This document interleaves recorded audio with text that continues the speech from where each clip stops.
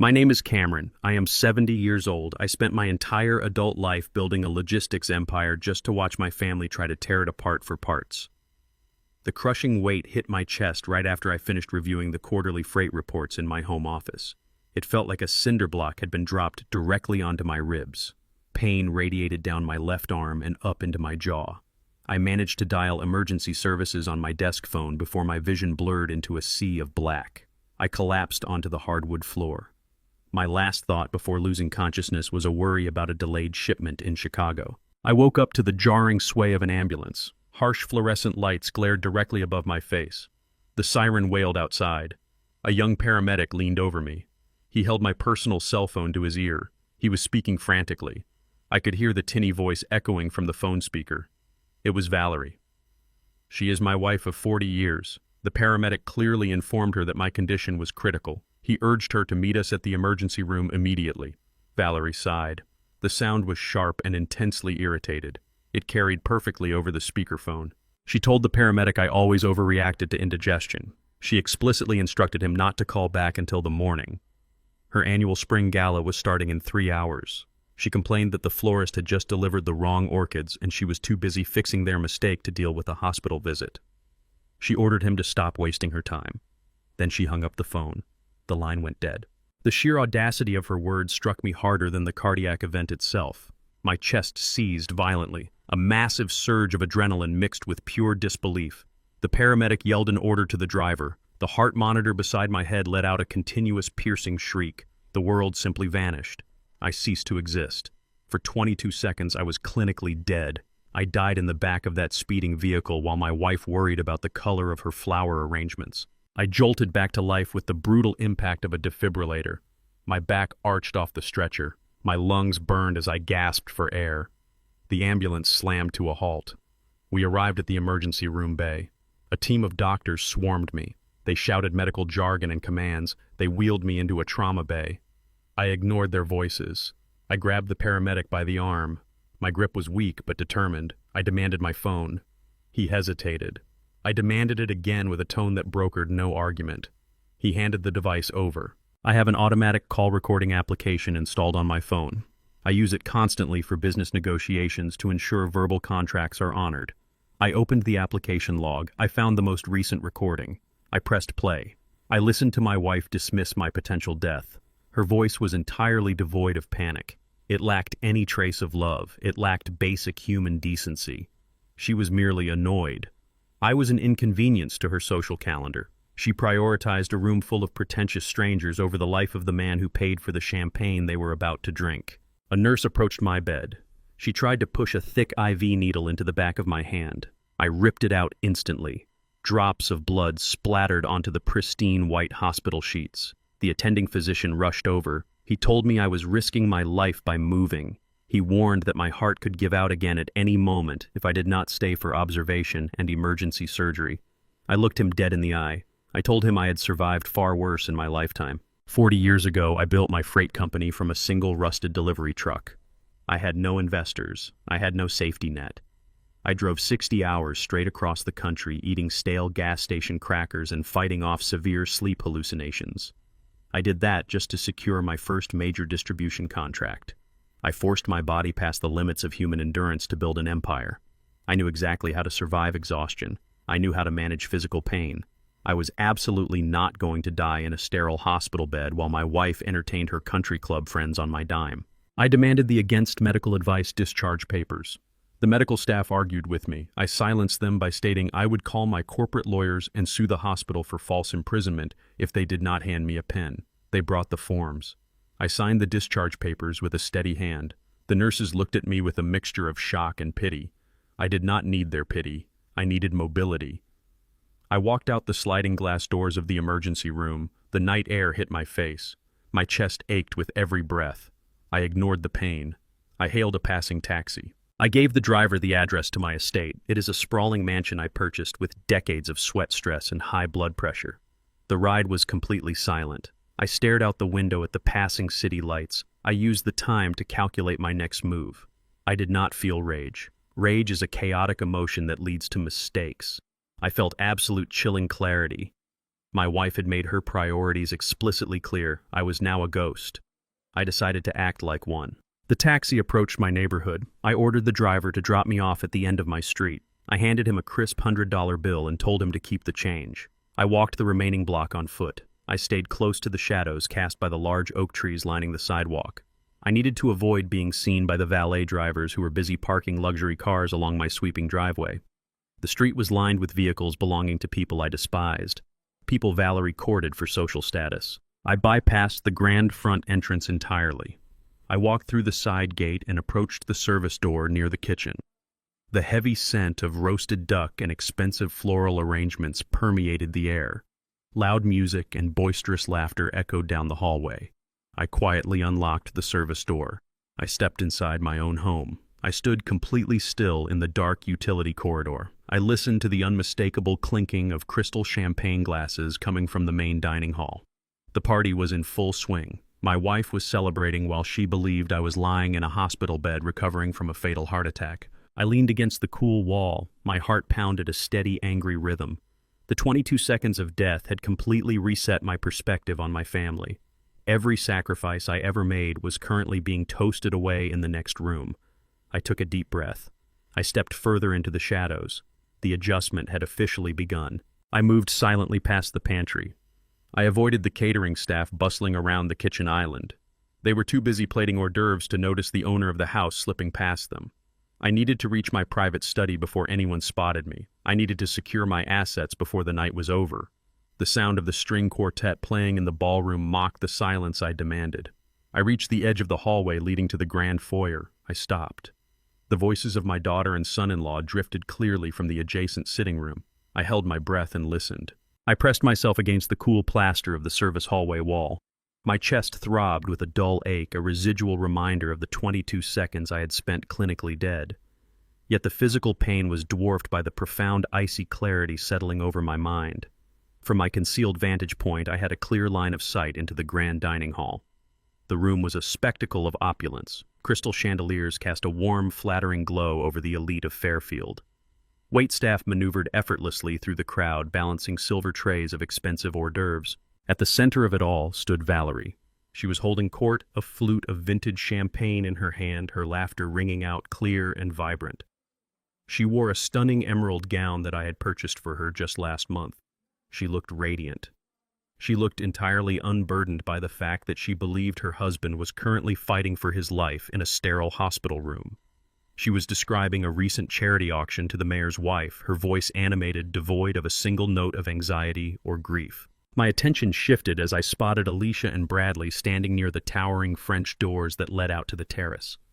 They were holding their own drinks, their heads leaned close together in what looked like conspiratorial glee.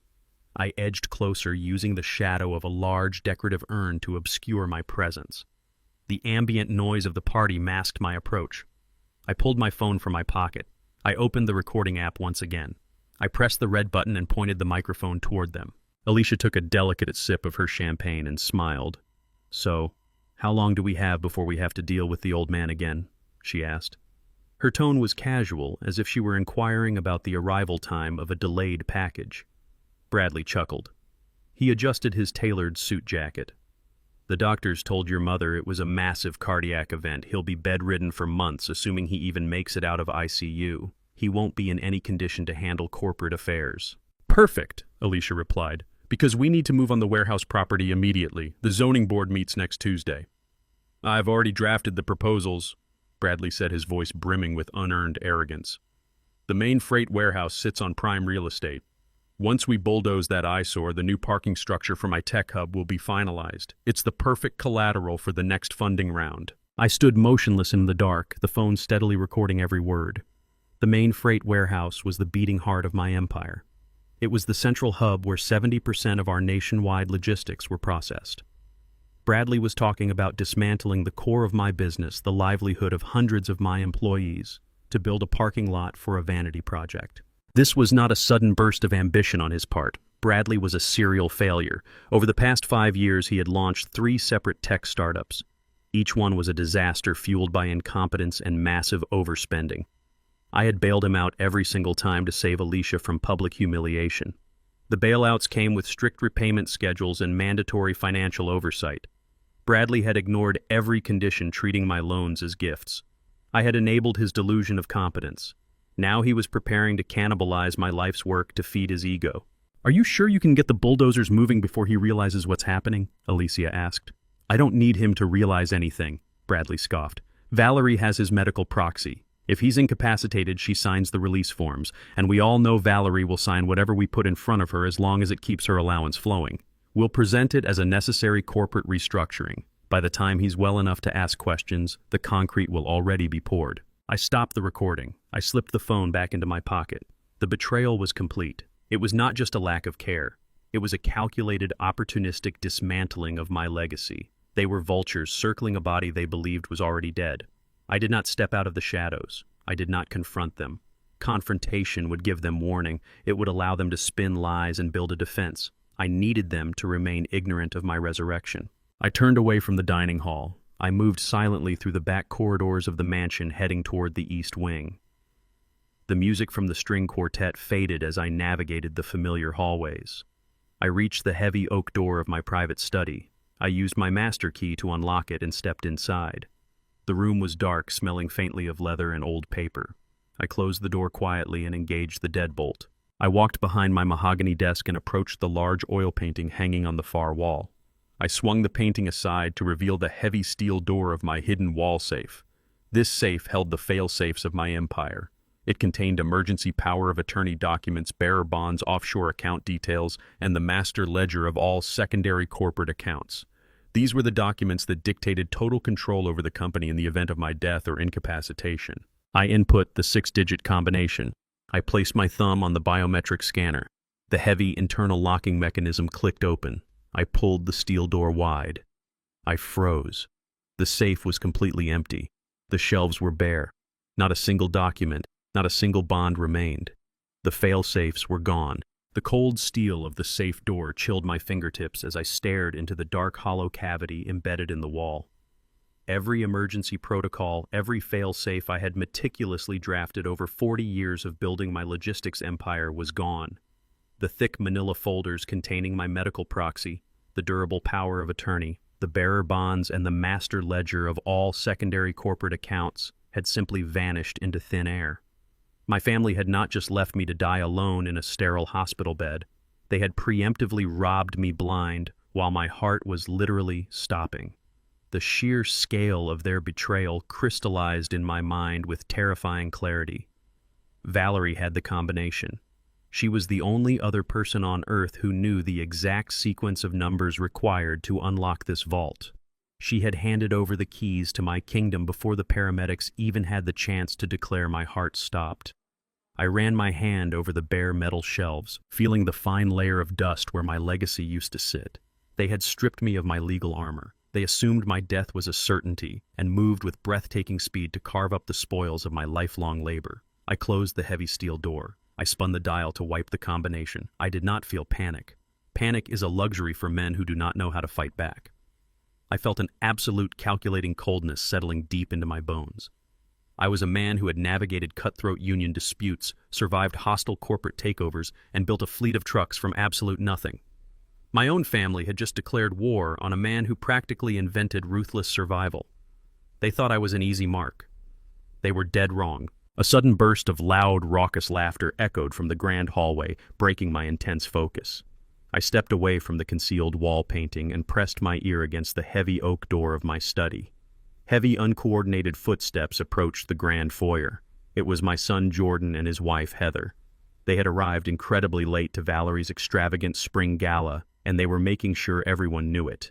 The sharp clatter of Heather's designer heels striking the imported marble floor was unmistakable.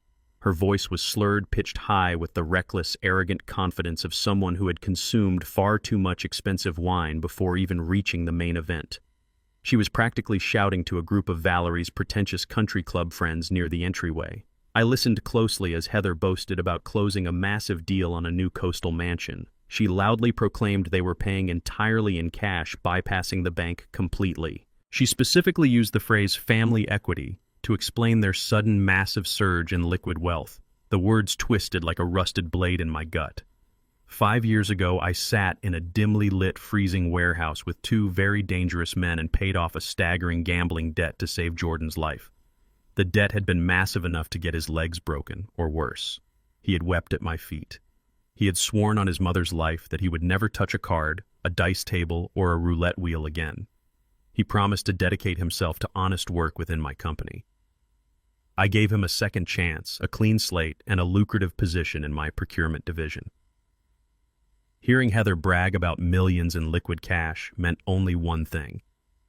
Jordan had relapsed hard, but this time he was using my stolen assets to fund his uncontrollable addiction and his wife's insatiable materialism. They were leveraging my stolen bearer bonds to buy beachfront property while they thought my corpse was cooling in a hospital morgue. The disrespect was profound, calculated, and entirely unforgivable. I silently engaged the heavy brass deadbolt on the study door. The mechanical click was barely audible over the pulsating bass of the string quartet playing down the hall in the ballroom. I walked over to my massive mahogany desk and picked up the secure landline. I bypassed the standard household network and dialed the direct private number of my corporate attorney, Gallagher. He answered on the second ring. His voice was sharp, alert, and instantly ready for business despite the late hour of the night. I did not waste time with pleasantries or dramatic explanations. I simply told him I was alive, I was standing inside the estate, and my family had initiated a hostile financial coup. I informed him the wall safe had been completely emptied of all power of attorney documents, proxy forms, and emergency funds. Gallagher did not gasp, sigh, or ask unnecessary emotional questions.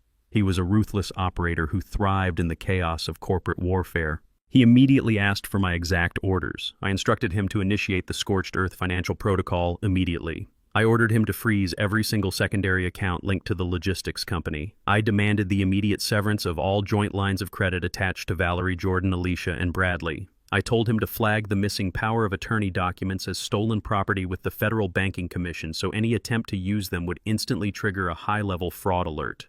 Gallagher typed furiously on his keyboard, the rapid clacking echoing through the phone speaker. He confirmed the absolute asset freeze would take effect across all global banking servers within 3 minutes. Any platinum card they swiped, any large check they wrote, any wire transfer they attempted to initiate for that coastal mansion would bounce with a hard, unforgiving decline.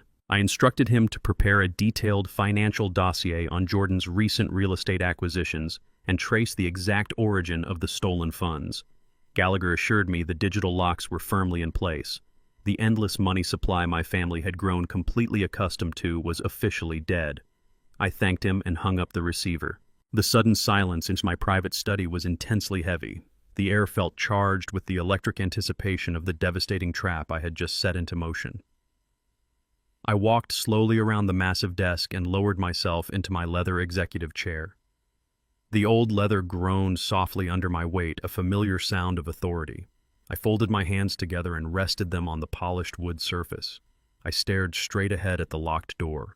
The warm glow of the brass desk lamp cast long, intimidating shadows across the walls lined with awards and photographs of my trucking fleet. I waited with the absolute patience of a predator. The music from the gala outside seemed to swell a chaotic, joyful symphony, completely masking the financial execution I had just orchestrated from the shadows. Then the heavy brass doorknob rattled. Someone was trying to get in. The rattling grew violent, impatient, entirely lacking any respect for my private space. It was the frantic energy of someone entitled, someone who believed they owned everything in the house. A heavy key slid into the lock, bypassing my deadbolt with a harsh, metallic click. The door violently swung inward, hitting the wall with a loud, echoing thud. Bradley marched into the room, his face flushed with arrogance and unearned entitlement. A thick stack of stolen corporate files was gripped tightly in his hands. He was laughing to himself, muttering about bulldozer permits. He took 2 confident strides forward before his eyes finally adjusted to the dim lighting of the study. He stopped dead in his tracks. The smug, victorious expression completely drained from his face in less than a second. The color vanished from his cheeks, leaving him a sickening, terrified shade of pale white. The files slipped from his loosening grip and scattered across the expensive Persian rug. He stared at me, sitting silently behind the desk. He was staring at a man he fully believed was dead. Bradley stood frozen in the doorway of my private study. The thick stack of stolen corporate files slipped from his trembling hands. the papers scattered across the expensive Persian rug, his face drained of all color. He looked exactly like a man who had just seen a ghost. I sat perfectly still in my leather executive chair. I kept my hands folded on the polished mahogany desk. I did not raise my voice. I did not blink. I simply stared at him. The silence stretched between us, thick and suffocating. Bradley opened his mouth to speak, but no sound came out. His arrogant swagger had completely vanished. He took a stumbling step backward. He bumped into the doorframe. He turned and sprinted down the hallway. I heard his frantic footsteps echoing toward the grand foyer. He was running to find his puppet master. He was running to find my wife. I remained in my chair. I waited. Less than 2 minutes later, the sharp, aggressive click of Valerie's heels approached the study. She marched through the open doorway. She wore her stunning emerald gown. Diamonds glittered around her neck. Her face was contorted into a mask of pure, unadulterated fury. She slammed the heavy oak door shut behind her to block out the sounds of the string quartet from the ballroom. She did not rush forward to embrace me. She did not ask how I survived a fatal heart attack. She did not shed a single tear of relief. She glared at me with absolute disgust. She crossed her arms over her chest. She demanded to know what I was doing out of the hospital. She hissed that my pale, sickly appearance was completely ruining the aesthetic of her spring gala. She said my presence was a massive liability to the social mood of her guests. She accused me of being incredibly selfish for discharging myself and walking into her party unannounced. She treated my near-death experience as a personal insult to her event planning. I listened to her venomous words. I absorbed every single insult without a flinch. This was her standard tactical maneuver. Valerie had weaponized my health for over a decade. Whenever she wanted to control my environment, she cited my high blood pressure. She used my medical history as an airtight excuse to systematically isolate me from my oldest friends. She canceled my weekend fishing trips with the retired truck drivers who helped me build the logistics empire from the ground up. She blocked calls from my former business partners. She told them the stress of their conversations was simply too much for my fragile heart. She created an echo chamber in our mansion where her voice was the only one that mattered. She painted herself as the devoted, protective wife to the outside world while slowly locking me inside a gilded cage. I saw the cage clearly now. The bars were forged entirely from her insatiable greed. She pointed a manicured finger toward the hallway. She ordered me to go upstairs to the master bedroom immediately. She told me to stay completely out of sight until every single guest left the property. I looked at her pointing finger. A younger version of myself would have roared in defiance. The man who negotiated with ruthless transportation union bosses in the 80s would have torn the room apart. But that man was currently playing a different, much more lethal game. I needed her to believe she held absolute power. I needed her to feel completely secure in her false victory. I let my shoulders slump forward. I relaxed my facial muscles to mimic extreme exhaustion and deep cognitive confusion. I allowed a slight pathetic tremor to enter my hands. I gripped the edge of the desk and pushed myself up slowly. I made a soft, pained sound in the back of my throat. I looked at the floor instead of meeting her eyes. I apologized. I made my voice weak and raspy. I told her the hospital lights were too bright and I just wanted to sleep in my own bed. I shuffled slowly around the massive desk.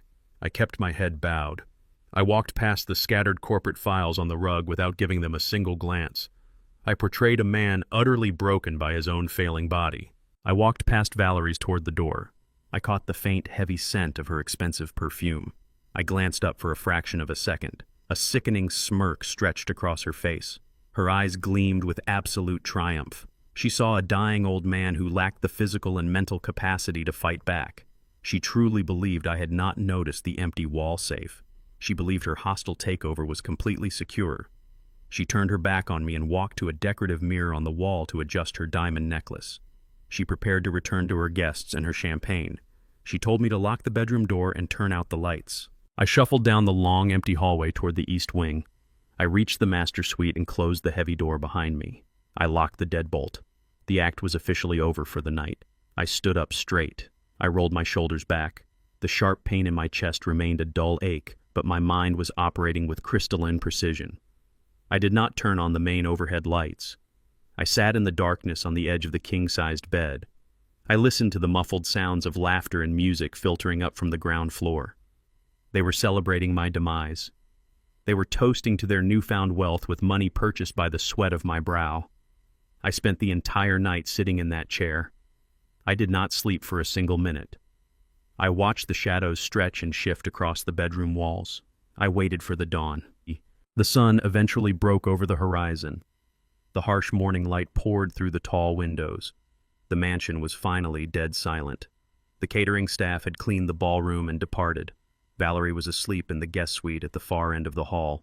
She had stopped sharing my room 3 years ago, claiming my irregular sleep schedule disrupted her rest. I stood up and walked into my ensuite bathroom. I turned on the vanity light. I stared at my reflection in the mirror. I looked older, grayer, and battered by the events of the previous day. However, my eyes were intensely alive. The 22 seconds of death had burned away every trace of my previous leniency. I opened the wooden medicine cabinet above the sink. I reached for my daily pill organizer. It is a clear plastic container separated by days of the week. I manage my own medication strictly to ensure optimal heart function. I popped open the compartment marked for Wednesday morning. I poured the pills into the palm of my hand. I immediately noticed a glaring discrepancy. My essential heart medication is a small pale blue tablet with a distinct numeric imprint on the back. The pill resting in the center of my palm was slightly larger. It was a chalky white capsule. I picked it up between my thumb and index finger. I brought it closer to the harsh vanity light. The numeric imprint matched a heavy pharmaceutical-grade sedative. It was the exact kind of chemical restraint used to induce severe lethargy and extreme cognitive impairment in unstable psychiatric patients. The realization slammed into my chest like a physical blow. They were not just waiting for me to die from natural causes. They were actively taking aggressive steps to erase my mind. They wanted me docile, severely confused, and entirely incapable of defending my logistics empire in a court of law. The empty wall safe was only their first financial move. The medical trap was their next lethal step. I closed my fist tightly around the white capsule. The cold reality of their strategy settled into my bones. They were not merely waiting for my heart to fail. They were actively accelerating my demise. They wanted to imprison me inside my own mind. A dead man's estate goes through probate. A living but mentally incompetent man hands total control directly to his medical proxy. Valerie held that proxy. She intended to use this heavy sedative to bypass the legal complexities of my death and seize the company while my heart still beat. The sound of footsteps echoed in the hallway. I quickly dropped the white capsule into the pocket of my silk robe. I grabbed a harmless vitamin from the bottom shelf of the cabinet. I placed it on the counter just as the bathroom door swung open. Valerie stood in the doorway. She held a crystal glass of water. She wore a perfectly tailored morning suit. Her face was a mask of counterfeit concern. She told me it was time for my heart medication. She insisted on watching me take it to ensure my health was stabilized. I did not argue. Arguing requires energy. Arguing alerts the enemy to your awareness. I picked up the harmless vitamin. I placed it on my tongue. I took the glass of water from her hands. I took a deep swallow. I tilted my head back to demonstrate compliance. I handed the empty glass back to her. Valerie smiled. It was the same triumphant smirk she wore the previous night in the study. She told me to go back to bed and rest. She promised to handle all the household affairs so I could recover in peace. She turned and walked out of the suite. I spat the vitamin into the sink. I washed it down the drain. I reached into my robe pocket and retrieved the heavy sedative. I wrapped it in a tissue and shoved it deep into the trash can beneath a pile of wet paper towels. The chemical trap was bypassed. Now I needed to play the role they had scripted for me. If they believed I was drugged, they would move carelessly. They would make mistakes. Less than an hour later, a firm knock sounded on the bedroom door. Bradley walked in without waiting for an invitation. He was accompanied by a man I had never seen before. The stranger wore a cheap gray suit and carried a scuffed black medical bag. His posture was rigid. His eyes darted around the luxurious master suite with hungry calculation. He did not possess the calm, authoritative aura of a legitimate physician. He looked exactly like a man who sold signatures to the highest bidder. Bradley stood at the foot of my bed. He puffed out his chest. He introduced the stranger as Dr. Eris. Bradley claimed he had hired a private concierge specialist to conduct a routine wellness check following my cardiac event. He stated that the hospital doctors were incompetent and he wanted a second opinion to guarantee my recovery. The lie was so poorly constructed it was almost insulting. They had brought an unlicensed hack into my home to finish the job the sedative was supposed to start. I sat on the edge of the mattress. I let my shoulders slump heavily forward. I relaxed my facial muscles until my jaw hung slightly slack. I blinked slowly. I forced my eyes to appear vacant and unfocused. I simulated the exact lethargy and cognitive fog produced by heavy chemical tranquilizers. Bradley stepped closer. He pointed at me. He told the fake doctor that my condition had deteriorated rapidly overnight. He claimed I was wandering the halls in a state of severe dementia. He stated I no longer recognized my own family. Dr. Aris nodded solemnly. He opened his scuffed bag and pulled out a digital blood pressure cuff. He wrapped it around my arm. He did not even look at the reading. His entire examination was a theatrical performance designed to legally cover their tracks. I leaned into the charade. I tapped into a memory from 4 decades ago. In 1983, my freight company was paralyzed by a massive transportation strike. The local union was controlled by ruthless mob bosses who used intimidation and violence to maintain their monopoly. I was a young, exhausted trucker facing men who broke legs for a living.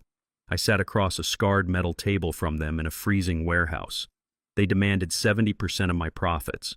They thought I was desperate. They thought I was stupid. I played the fool. I stuttered through the negotiations. I acted terrified. I let them completely underestimate my intelligence. I allowed them to feel absolute power.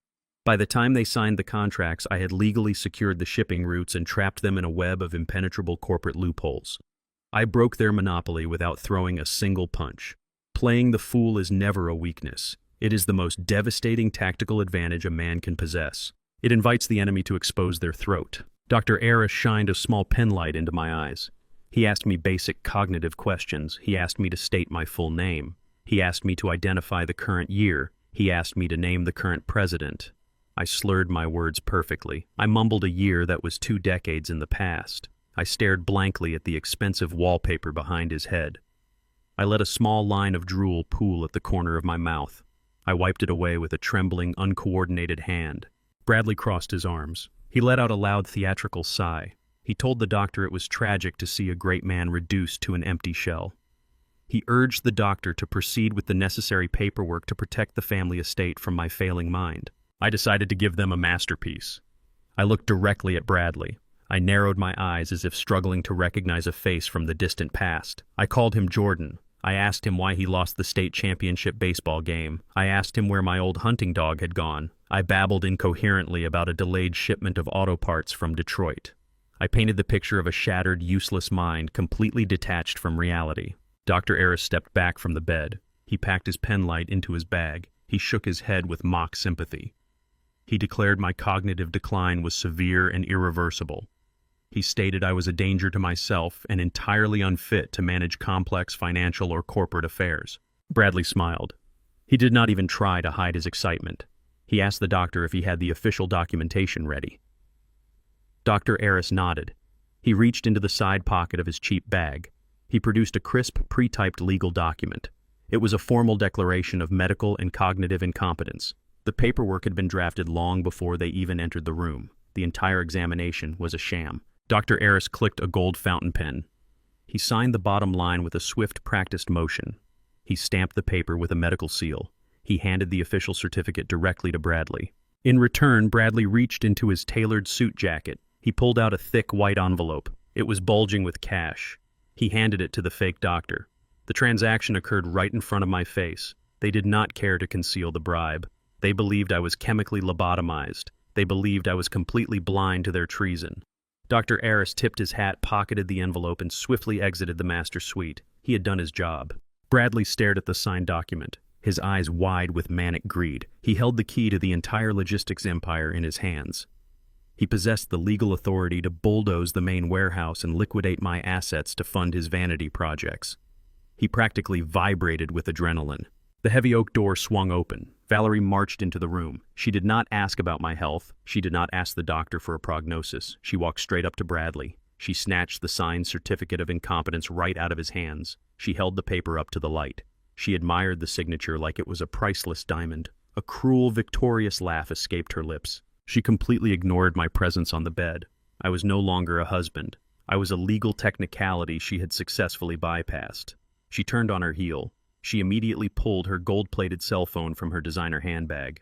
She bypassed her standard contacts and dialed a direct private line. I listened closely. She asked to speak directly to the chief loan officer at the state bank. The man owed his entire career to my initial investments. Valerie confidently identified herself as my legal medical proxy. She stated I was permanently incapacitated. She demanded the immediate execution of a massive multi-million-dollar corporate loan against the freight company's primary equity. She ordered the funds transferred to a secondary holding account within the hour. The trap was sprung. She believed she had won. Valerie held the forged medical certificate in her lap like a winning lottery ticket. The heavy official cardstock felt like the ultimate key to her absolute freedom. She sat in the passenger seat of Bradley's leased luxury sedan. She smoothed the pristine fabric of her designer skirt and stared out the window at the passing city blocks. Bradley navigated the morning traffic with aggressive, impatient swerves. He was already spending the money in his head. He talked rapidly about the heavy demolition crews he had lined up for the freight warehouse. He boasted about the zoning permits he planned to fast-track with a quick bribe to the city council. Valerie barely listened to his tech hub delusions. Her mind was entirely focused on the massive corporate credit line she was about to commandeer. She planned to liquidate enough equity by noon to completely remodel the east wing of the estate and permanently secure her status among the Fairfield elite. They pulled into the private parking garage of the First National Central Bank. The bank was a towering structure of limestone and dark glass. It represented the financial bedrock of the entire district. Valerie and Bradley walked through the polished revolving doors with their heads held high. They did not stop at the standard teller counter. They did not wait in the reception lobby for an appointment.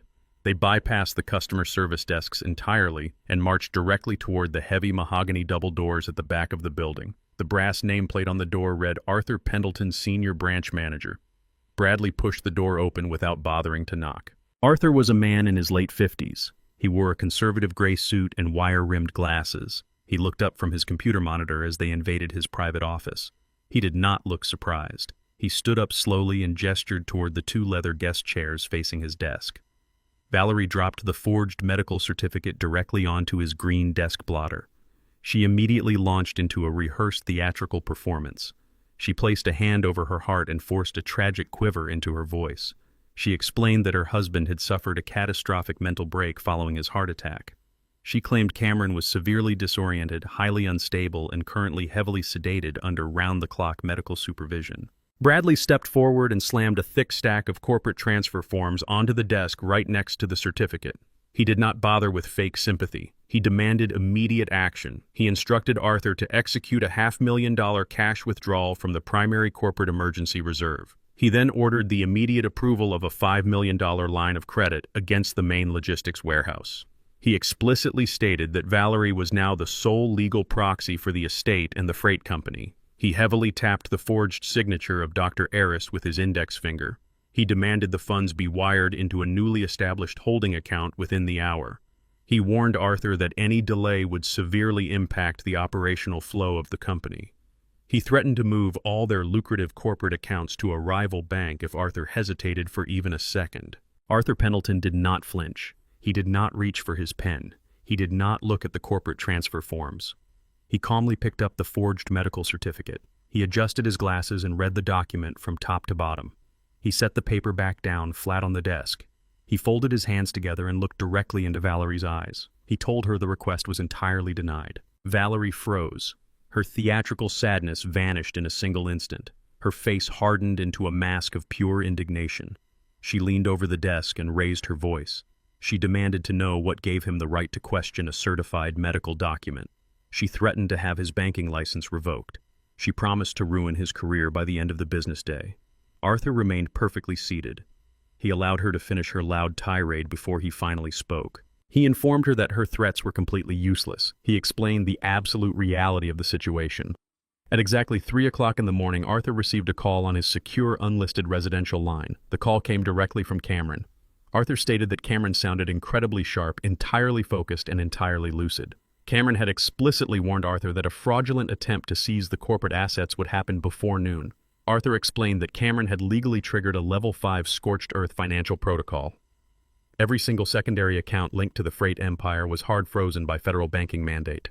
The joint credit cards were permanently deactivated. The emergency reserves were entirely locked down. Bradley's face turned a violent shade of crimson. He slammed his fist onto the leather armrest of his chair. He yelled that Cameron was legally incompetent. He He pointed at the forged document and screamed that it superseded any phone call made in the middle of the night. Arthur shook his head. He leaned forward and delivered a piece of history Valerie and Bradley had completely ignored. Arthur explained that 30 years ago he was a struggling loan officer on the verge of total bankruptcy.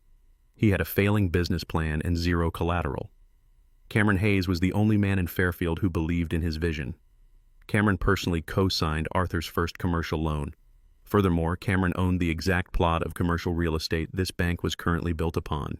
He donated the land to the bank charter with a 99-year unbreakable covenant. Arthur owed his entire career, his personal wealth, and his professional standing directly to Cameron Hayes.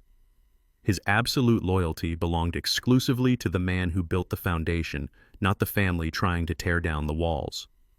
Arthur stated he would gladly lose his banking license before he ever facilitated the theft of Cameron's legacy. Valerie stared at the bank manager in total shock. The vast financial safety net she had relied on for 40 years was suddenly gone. The plastic in her purse was effectively dead. She demanded a legal loophole. She demanded access to a single personal checking account for basic household expenses. Arthur shattered her final desperate hope. He explained the newly initiated biometric lock protocol. The estate accounts were no longer governed by standard signatures or simple medical proxies. Cameron had integrated an absolute military-grade security measure. No funds could move, no transfers could be authorized, and no credit lines could be established without two distinct verification keys. The bank required Cameron's live physical fingerprint on a digital scanner, followed immediately by a highly encrypted voice recognition passphrase spoken directly into the main banking terminal. The fake medical document was less than worthless. It was active criminal evidence. Arthur politely suggested they leave his office before he felt obligated to call the Federal Fraud Division to verify the medical authenticity of Dr. Aris. Bradley snatched the worthless certificate off the desk. He crumpled the heavy paper in his fist. He turned and stormed out of the office. He kicked the heavy mahogany door open, shattering the quiet professional atmosphere of the bank lobby. Valerie stood up on shaking legs. She was thoroughly humiliated. The grand remodel of her estate was dead. Her endless supply of luxury funding was severed. She hurried after Bradley, keeping her head down to avoid the judging stares of the bank tellers and security guards. They reached the private parking garage. Bradley threw open the door of the luxury sedan and dropped heavily into the driver's seat. He punched the leather steering wheel with enough force to crack the plastic housing on the steering column. His breathing was heavy and ragged. His grand vision for a tech hub parking lot was completely destroyed. Without access to the corporate credit line, his demolition crews would abandon the warehouse site by the afternoon. He shoved the key into the ignition and threw the vehicle into drive. The tires squealed violently against the concrete floor as he aggressively accelerated toward the exit ramp. Valerie sat in the passenger seat in absolute silence. Her mind raced wildly as she tried to calculate a new strategy. She needed leverage. She needed a powerful way to force Cameron to lift the biometric lock and restore her access to the accounts. Suddenly, the sharp ringing of her cell phone broke the suffocating tension inside the car. She reached into her designer handbag and pulled out the device. The caller ID flashed with her daughter-in-law's name. She swiped the screen to answer. She barely had time to say hello before a frantic, hysterical scream pierced the speaker. It was Heather. Heather was sobbing uncontrollably. Her voice was pitched with pure, unadulterated terror. She screamed that strange men had just kicked in the front door of their coastal rental property. She shrieked that they had dragged Jordan violently out of his bed. Heather cried into the phone, claiming Jordan had just been aggressively kidnapped by heavily armed loan sharks. The heavy oak doors of the mansion foyer crashed open with a violent thud. Heather stumbled into the grand entryway. Her expensive designer heels slipped on the polished marble floor. She was breathing heavily. Her mascara was smeared down her cheeks in thick, dark streaks. She completely ignored the household staff who stepped forward to assist her. She sprinted directly toward the east wing. She knew exactly where to find me. She did not care that her mother-in-law had just declared me chemically lobotomized and legally incompetent. Desperation completely overrides a fabricated medical diagnosis. She burst into my private study. I was still sitting behind the mahogany desk. I was maintaining the exact posture of a broken man. I let my jaw hang slightly slack. I kept my eyes dull and unfocused. Heather did not even pause to assess my condition. She slammed her hands down onto my desk. She shoved her glowing cell phone directly into my face. She screamed that Jordan was gone. She shrieked that dangerous men had taken him from their coastal rental property. I forced my hands to tremble violently. I reached out and took her phone. I stared at the photograph displayed on the screen. The image was meant to be terrifying. It showed Jordan tied to a wooden chair in a windowless room. His head was slumped forward. A dark bruise colored his left cheekbone. Thick, coarse ropes wrapped around his chest and arms. Two men stood behind him. Their faces were obscured by dark ski masks. One man held a heavy steel wrench. The other held up a piece of paper with today's date scribbled in black marker. Heather began to sob loudly. She paced back and forth across my Persian rug. She wailed that the men were ruthless loan sharks. She claimed Jordan owed them a massive gambling debt from a private poker game gone wrong. She said they demanded $50,000 in unmarked cash within the hour. She completely broke down and fell to her knees. She begged me to save her husband. She begged me to save my son. She stated they would permanently disfigure him if the money did not arrive on time. I studied the photograph intently. My trained eyes caught every single inconsistency. The lighting in the room was entirely too dramatic. It looked like a staged theater set rather than a gritty basement. The coarse ropes binding Jordan to the chair were visibly loose. They lacked any real tension. A man struggling for his life would pull the fibers taut. Jordan's hands rested comfortably on his lap. The dark bruise on his cheekbone lacked the distinct red swelling of fresh, blunt force trauma.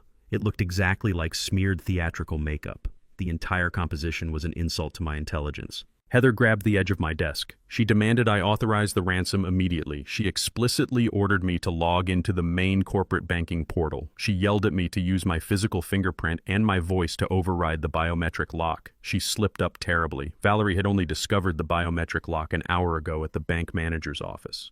Heather had supposedly been dealing with a violent home invasion all morning. There was absolutely no logical way she could know about the newly instituted banking security measures.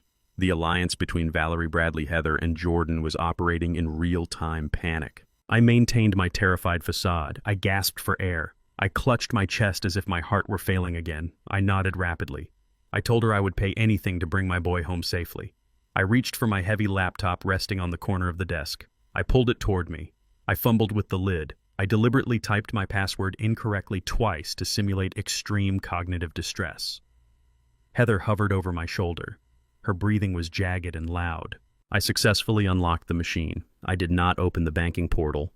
I minimized the main screen and accessed a deeply encrypted private security application. Heather demanded to know what I was doing. I mumbled incoherently about verifying the routing numbers. The screen turned black. A green digital map of the state slowly populated the monitor. Decades ago, I realized the immense danger of displaying vast wealth. I knew my children would eventually become targets for extortion or violent theft. I instituted a strict, unbreakable personal policy. I meticulously tracked every single high-value asset I purchased for my family. Every luxury vehicle, every imported sports car, and every piece of heavy jewelry contained a micro GPS transmitter. I paid a private security firm in Geneva a massive annual retainer to embed these transmitters directly into the casings. I typed in the unique serial number corresponding to the platinum luxury watch I purchased for Jordan on his 30th birthday. It was a heavy, ostentatious timepiece he refused to take off. The security software pinged the satellite network. A bright red dot materialized on the green map. I zoomed in on the coordinates. The red dot was not moving. It was stationary at an industrial address located on the far west side of the city. I recognized the location instantly. It was an abandoned meatpacking plant resting on the edge of the river. The property was notorious among the local authorities. It hosted the largest, most exclusive underground casino operation in the entire state. The men running the floor were vicious. They catered strictly to high rollers who wanted to avoid federal tax scrutiny. I closed the laptop monitor with a sharp snap. I looked at Heather. I let tears well up in my eyes. I told her the digital transfer limits were strictly capped for my protection. I stated I could not move $50,000 online without triggering a mandatory federal hold. I explained the only way to secure the ransom money was to visit the main vault in person and authorize a physical cash withdrawal. Heather's eyes widened with greed. She nodded enthusiastically. She told me to hurry. She agreed to stay by the secure landline in the study to await further instructions from the kidnappers. I grabbed my trench coat from the brass coat rack. I shuffled slowly out of the study. I maintained my hunched posture until I reached the massive underground garage. I bypassed my collection of luxury sedans. I walked directly to a nondescript gray fleet vehicle parked in the corner. It was a standard corporate car used by my warehouse managers. It blended in perfectly with city traffic. I climbed into the driver's seat. I started the engine. I drove out of the estate gates and headed west. The drive took exactly 30 minutes. I navigated the crumbling streets of the industrial sector. The sleek glass towers of the financial district faded into rusted chain-link fences and cracked concrete. The heavy scent of the polluted river filled the cabin. This was my element. This was the exact type of neighborhood where I built my empire. I felt a surge of raw energy wash over me. The facade of the frail old man completely vanished. I parked the gray fleet vehicle 2 blocks away from the abandoned meatpacking plant. I walked the remaining distance through a dark, narrow alleyway. The heavy steel-reinforced door of the illegal casino was guarded by a massive man wearing a tactical vest. He stepped forward to block my path. He ordered me to turn around and walk away. I did not slow my pace. I reached into my coat pocket. I pulled out a thick stack of $100 bills bound by a rubber band. I slapped the money hard against the center of his chest. I told him I was a private investor looking for the VIP tables. I stared through him with absolute, unwavering authority. The guard hesitated for a fraction of a second. He looked at the money. He looked at my eyes. He stepped aside and pulled the heavy steel door open. I walked into the chaotic noise of the underground casino. The air was thick with cigar smoke and the harsh clatter of roulette wheels. I ignored the crowded main floor. I walked directly toward the back corridor lined with private soundproofed rooms. I checked my phone screen. The red dot pulsed brightly, isolating the exact room at the end of the hall. I stopped in front of a solid mahogany door marked with a gold star. I did not knock. I raised my heavy leather boot. I kicked the door directly beside the locking mechanism with every ounce of physical strength I possessed. The wood splintered violently. The door crashed inward and slammed against the interior wall. I stepped into the smoky VIP room. The air was perfectly still. 4 men sat around a green felt poker table covered in towering stacks of high-value casino chips. 2 of the men wore dark ski masks pushed up over their foreheads to drink their whiskey. They were the terrifying loan sharks from the photograph. Sitting directly between them was my son. Jordan was leaning back in a plush leather chair. The coarse ropes were pooled uselessly on the floor near his feet. He was holding a winning hand of cards. He was laughing uproariously. He was actively splitting a massive pile of chips with his kidnappers. He froze with a cigar halfway to his mouth. He stared at me in pure shock. I crossed my arms and smiled. Jordan dropped his cards onto the green felt table. The expensive cigar slipped from his fingers and landed on his pile of casino chips. A shower of gray ash scattered across the table. He stared at me with his mouth completely open. The color drained from his face entirely. He looked exactly like a cornered animal. The 2 men wearing dark ski masks tensed instantly.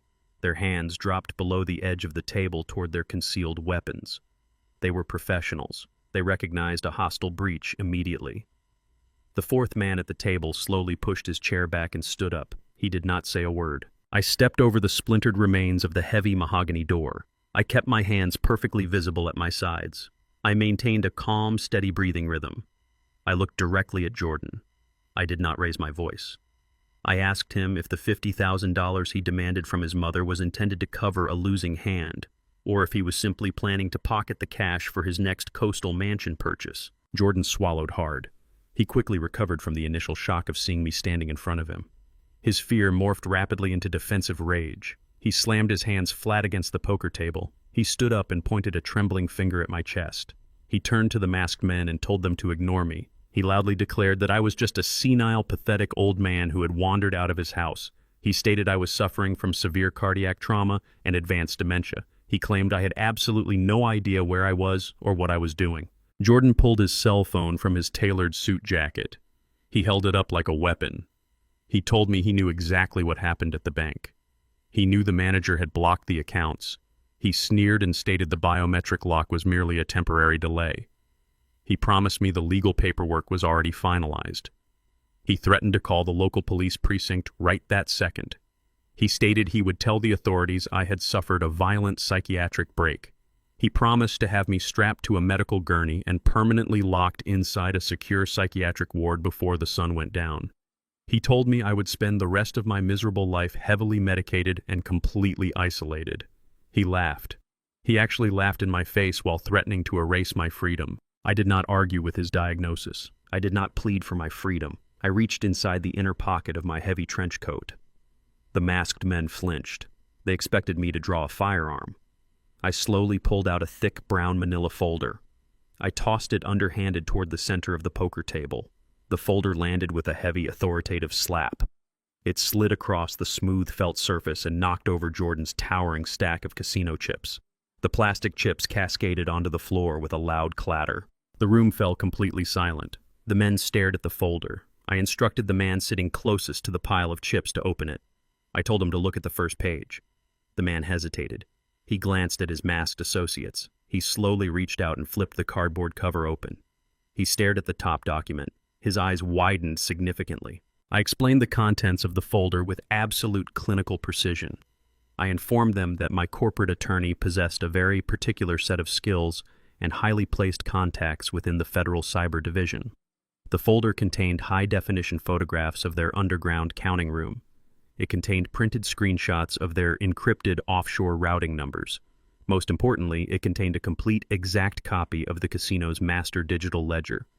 The ledger detailed every single illegal sports bet, every money laundering transfer, and every violent extortion payment processed within this abandoned meatpacking plant over the past 36 months. The masked men stopped looking at Jordan. They locked their eyes entirely on me. I saw the pure, unadulterated panic setting into their rigid postures. They finally realized they were not dealing with a confused old man. They realized they were dealing with a man who had the power to dismantle their entire criminal enterprise with a single phone call. I delivered my ultimatum. I have never paid a single ransom in my entire life.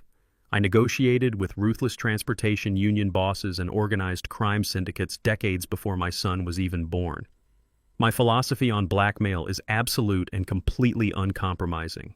You never pay the blackmailer. Paying a blackmailer simply funds their next inevitable demand. You find their leverage and you destroy it completely. You burn their leverage to the ground and you salt the earth so nothing can ever grow back. I offered the masked men two distinct choices. Option 1 involved me walking out of the room empty-handed. If I chose option 1, the digital files containing their entire illegal ledger would be transmitted directly to the regional director of the Federal Bureau of Investigation in exactly 60 seconds. I promised them federal raid teams would breach their reinforced doors before they could even pack their bags. They would lose their freedom, their money, and their lives. Option 2 required their immediate cooperation. I demanded they instantly erase every single dollar of debt Jordan currently owed them. I demanded the immediate confiscation of all the physical chips currently sitting on the poker table. Finally, I demanded they permanently blacklist my son from this establishment and every other affiliated underground operation in the entire state. If they ever allowed him to place another bet, the ledger would go to the authorities. The man holding the folder looked at the detailed financial records. He looked at the masked men. He gave a slow, definitive nod. The decision was made. The threat of federal prison completely overrode a minor gambling debt. One of the masked men stepped forward. He roughly shoved Jordan out of the way. He swept his massive forearms across the green felt table. He gathered every single casino chip into a large canvas bag. He zipped the bag shut. He looked directly at Jordan. He told my son his debt was officially cleared. He then told him he was dead to their organization. He stated clearly that if Jordan ever showed his face near this property again, they would break both of his legs and throw him into the polluted river. Jordan stood completely frozen. He stared at the empty poker table. His fake kidnapping plot was utterly dismantled. His massive pile of cash was gone. His leverage against me was destroyed. He was left standing in a broken room with absolutely zero financial backing. He turned to look at me. His arrogant facade had entirely collapsed. He opened his mouth to speak. He tried to formulate a new lie. He tried to offer an apology. I did not wait to hear his pathetic excuses. I had seen enough. I turned my back on my son. I walked out of the VIP room. I walked through the chaotic noise of the casino floor. I pushed open the heavy steel door and stepped back out into the cool, polluted night air. The industrial sector was quiet. I walked down the dark alleyway and climbed back into my gray fleet vehicle. I started the engine and drove away from the river. My chest ached fiercely. The physical toll of the last 24 hours was catching up to my body. I ignored the pain. I focused my mind entirely on the next tactical objective. Jordan was neutralized. His financial pipeline was severed. The immediate physical threat was removed. I needed to return to the estate to deal with Valerie and Bradley. They were still operating under the assumption that the forged medical certificate gave them absolute corporate authority. I knew they would not simply accept the bank manager's rejection. They would seek alternative avenues to liquidate my company. The drive back to the affluent suburbs took 40 minutes. I parked the gray fleet vehicle outside the main security gates of my estate. I did not want the tires to crunch on the gravel driveway and announce my arrival. I walked up the long, winding path toward the mansion. The exterior floodlights illuminated the manicured lawns and the towering oak trees. I expected the house to be dark and quiet. I expected Valerie to be nursing her defeat in her private quarters. I was entirely wrong. The grand driveway was packed with high-end luxury vehicles. They were not the sports cars favored by Valerie's country club friends. They were conservative, armored, executive sedans. They belonged to men and women who demanded absolute discretion and commanded massive salaries. I bypassed the side entrance. I walked directly up the wide marble steps to the grand front doors. The doors were unlocked. I pushed them open and stepped into the main foyer. A loud, authoritative voice echoed from the grand living room. I recognized the voice instantly. It belonged to the chief financial officer of my logistics empire. I walked silently down the hallway. I stopped at the edge of the arched doorway leading into the living room. Valerie had not retreated. She had escalated her attack. She had used the forged medical certificate to summon the entire corporate board of directors to my home in the middle of the night. 12 of the most powerful executives in the freight industry were standing in my living room. Valerie was pacing in front of the grand fireplace. She was holding the forged document high in the air. She was loudly demanding an emergency vote to permanently remove me as the chief executive officer. She was officially initiating a hostile corporate takeover right inside my own home. I stood in the shadows and watched the betrayal unfold. I stood in the darkened hallway. I listened to the shrill pitch of Valerie's voice echoing off the vaulted ceiling of my own living room. She paced aggressively in front of the massive stone fireplace. She waved the crumpled piece of paper in the air like a bloody sword. She painted a tragic, heartbreaking picture of my sudden decline. She told the 12 men and women sitting on my custom leather furniture that the massive heart attack had completely destroyed my cognitive function. She claimed I was currently locked in the master suite under heavy sedation. She insisted I was suffering from violent, uncontrollable delusions.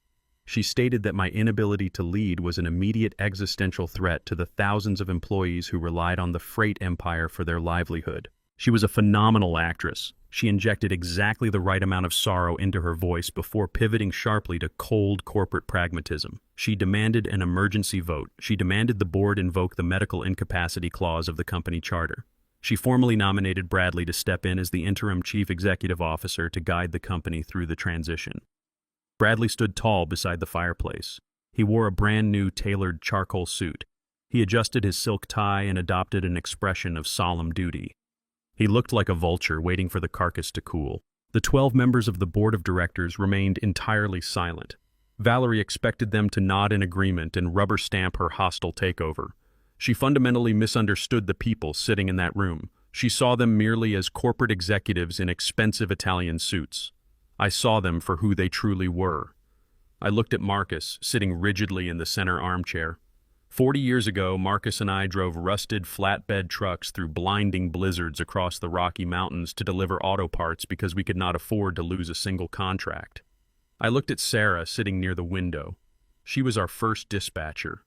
She spent the entire decade of the 80s fighting corrupt union bosses over a crackling radio to keep our drivers safe. I looked at David, who personally rebuilt our broken engines when the banks refused to extend us a line of credit. These people did not inherit their wealth. They bled for it. They built the asphalt veins of this logistics network alongside me. Their loyalty belonged exclusively to the man who laid the foundation and shared the road, not the woman who simply spent the tolls. They looked at the forged medical certificate Valerie slapped onto the glass coffee table. They looked deeply uncomfortable. They respected the legal weight of the document, but their instincts told them something was horribly wrong. Marcus leaned forward. He rubbed his scarred chin. He told Valerie that permanently removing the founder of the company required more than a single piece of paper from a private concierge doctor no one had ever heard of. Valerie slammed her manicured hands onto the back of a chair. She raised her voice. She informed Marcus that the law did not require a second opinion.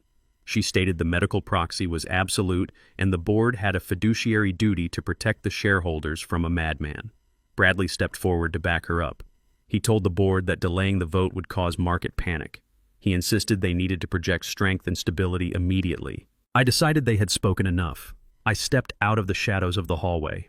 I walked into the bright ambient light of the living room. I did not shuffle. I did not slump my shoulders. I stood perfectly straight. I smoothed the lapels of my heavy trench coat. I looked directly into Valerie's eyes. The color instantly drained from her face. She took a stumbling step backward and bumped into the stone hearth.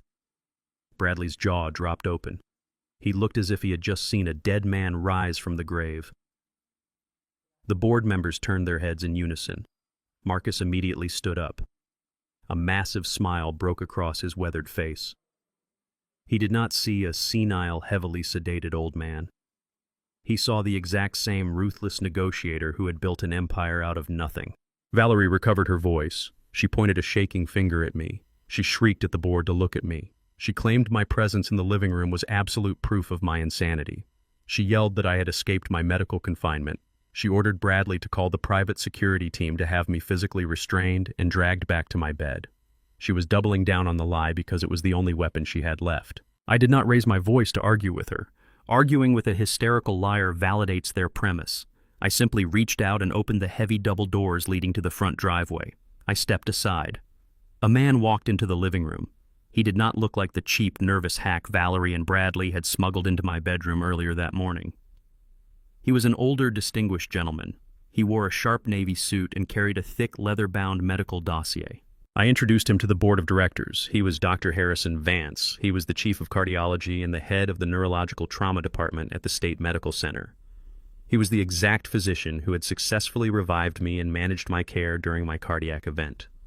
He was a man with an unimpeachable reputation and 4 decades of pristine medical practice. Dr. Vance walked directly to the glass coffee table. He did not even glance at Valerie. He unclasped his leather dossier. He spread a series of highly detailed, officially certified medical records across the glass. He addressed Marcus and the rest of the board with absolute clinical authority. He stated that he had personally conducted a comprehensive physiological and cognitive evaluation of my condition less than 48 hours ago. He presented time-stamped brain scans, detailed blood panel results, and a certified psychiatric clearance form. He declared unequivocally that my heart was recovering perfectly, and my mind was operating with crystalline precision. He formally stated that I was in perfect mental health and entirely capable of managing all personal and corporate affairs. I walked over to the coffee table. I picked up the forged certificate signed by the fake Dr. Aris. I held it up for the board to see. I calmly explained that my wife and my stepson had hired an unlicensed fraud to fabricate a medical diagnosis. I told them Valerie had attempted to use this forged document to illegally access the company's emergency reserves at the central bank earlier that morning. I explained that the entire hostile takeover was nothing more than a desperate, clumsy bank robbery disguised as corporate governance. The atmosphere in the room shifted instantly. The tension broke, replaced by a cold, unified anger directed entirely at Valerie and Bradley. Marcus looked at the forged paper in my hand. He looked at the certified brain scans presented by Dr. Vance. He turned his gaze toward Valerie. The grizzled veteran trucker did not hide his absolute disgust. He told Valerie that she had fundamentally miscalculated. He stated that the board of directors was not a collection of gullible puppets she could manipulate with a piece of counterfeit paper. Sarah stood up next. She crossed her arms over her chest. She looked Bradley up and down with pure contempt. She told him he would never possess the grit or the intelligence required to run the logistics empire. She stated that he was nothing more than a parasitic opportunist. One by one, every single member of the board of directors stood up. They did not take a vote. A vote was entirely unnecessary. They physically turned their backs on Valerie and Bradley. They walked over to me and shook my hand. The coup was officially crushed. The hostile takeover was dead on arrival. They had tried to steal my life's work, and they had failed in front of the most powerful people in the industry. Bradley panicked. He realized the corporate avenues were completely sealed. He realized his access to the company wealth was permanently terminated. He turned and sprinted toward the side door, abandoning his mother entirely to save his own skin. He pushed through the kitchen and bolted out the back exit into the night. Valerie remained standing by the fireplace. Her grand, luxurious empire had crumbled to dust in a matter of minutes. The bank accounts were locked. The corporate board had rejected her. Her proxy was worthless. I watched her eyes dart around the room. I watched her mind process the absolute totality of her defeat. A normal person would have surrendered. Valerie was not normal. Her greed was a bottomless void. She straightened her posture. She smoothed her designer skirt. The panic vanished from her eyes, replaced by a cold, venomous hatred. She realized she could not steal the company intact. She decided she would simply burn it to the ground. She looked directly at me. She announced that our marriage was completely over. She demanded an immediate mandatory division of all marital assets. She threatened to drag the logistics empire through a decade of brutal scorched-earth divorce litigation. She swore she would financially bleed the company completely dry, bankrupt the corporate reserves, and destroy everything I had built unless I handed over half the empire in cash. Valerie did not lower her chin. She stood fiercely in front of the cold stone fireplace. She expanded on her threat with venomous precision. She promised to go directly to every major financial news outlet in the state.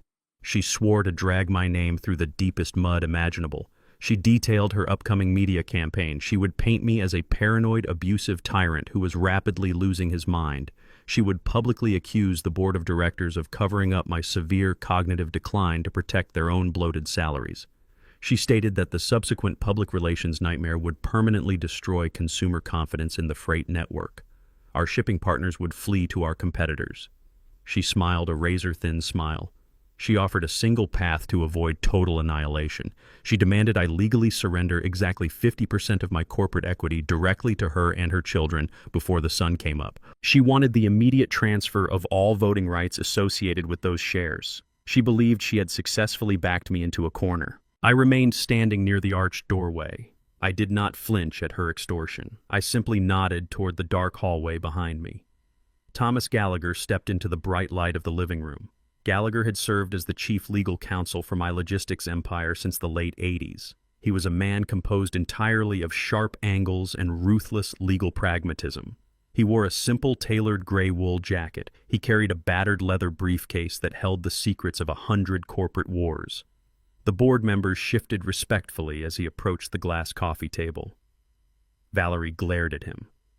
She hated Gallagher. She had spent decades trying to convince me to replace him with a high-priced firm from the city. I never listened.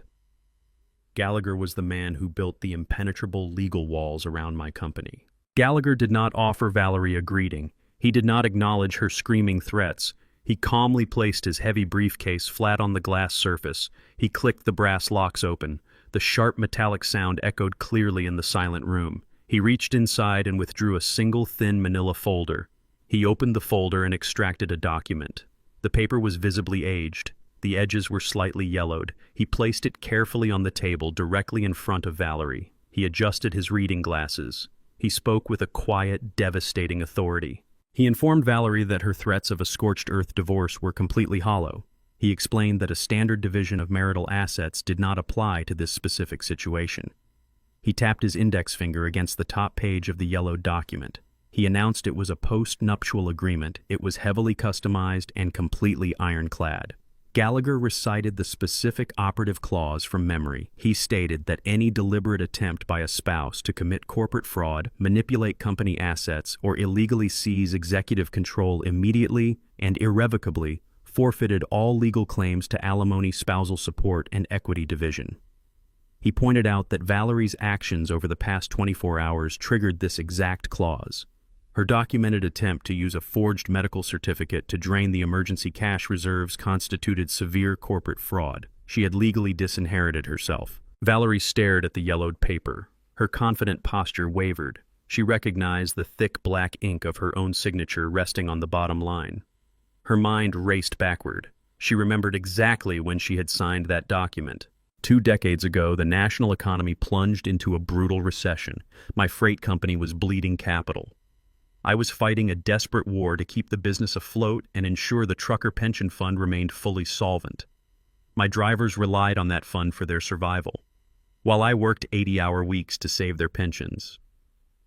Valerie focused entirely on her social standing. She desperately wanted a lifetime membership at the exclusive Fairfield Country Club to impress the local elites. I had explicitly forbidden the expense. She completely ignored my directive. She secretly accessed a secondary corporate account. She embezzled exactly $50,000 to secure her status among the wealthy housewives of the district.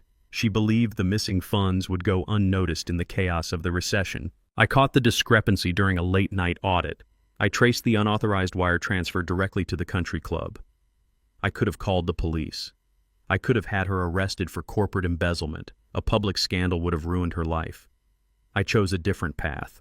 I forgave the theft to avoid tearing the family apart, but I demanded absolute permanent protection for my workers. I refused to let my drivers lose their retirement because of my wife's insatiable vanity. I instructed Gallagher to draft the post-nuptial agreement. I forced Valerie to sit in his office and sign it. She signed the document through angry tears. She signed it because she arrogantly believed I would never possess the coldness required to actually enforce it against her. She viewed my leniency as a permanent weakness. She had forgotten that a man who builds an empire never discards his weapons. He simply waits for the right moment to deploy them. Valerie looked up from the table. The reality of the situation crashed down upon her. The fake medical certificate was useless. The bank accounts were sealed. The board of directors had rejected her. Now the threat of a lucrative divorce settlement was entirely vaporized. She was completely stripped of all financial leverage. Her face twisted into a mask of pure unhinged fury. Her eyes burned with absolute hatred. She let out a guttural scream of frustration. She lunged forward across the glass table. She snatched the yellowed document directly out of Gallagher's hands. She gripped the paper tightly and ripped it straight down the middle. The sharp tearing sound ripped through the quiet room. She tore the pages again and again. She reduced the legal agreement to a handful of jagged, irregular scraps. She threw the shredded pieces violently onto the expensive Persian rug. She stood panting heavily. She pointed at the destroyed paper on the floor. She shrieked that the agreement was gone. She claimed I had zero proof of her signature. She declared she would still burn my empire to the ground in civil court. She believed she had just neutralized my final defense. Gallagher did not blink. He did not attempt to stop her from destroying the pages. He simply stood perfectly still and watched the scraps flutter to the floor. A slow, deeply satisfied smile spread across his face. He calmly reached into his tailored jacket pocket. He informed Valerie that she possessed a fundamental misunderstanding of basic legal procedures. He stated that a man who anticipates a hostile corporate war never brings his original ammunition to the battlefield. He told her she had just spent an incredible amount of energy shredding a high-quality photocopy. The original legally binding document bearing her wet ink signature rested safely inside a fireproof, climate-controlled vault in the basement of his downtown law firm. Valerie let out a sharp gasp. The breath completely left her lungs. She looked at the shredded paper on the rug and realized she had just made a total fool of herself in front of the entire corporate board. Her final desperate maneuver had accomplished absolutely nothing. She had nowhere left to run. She backed away from the coffee table. Her chest heaved with ragged, panicked breaths. She refused to accept total defeat.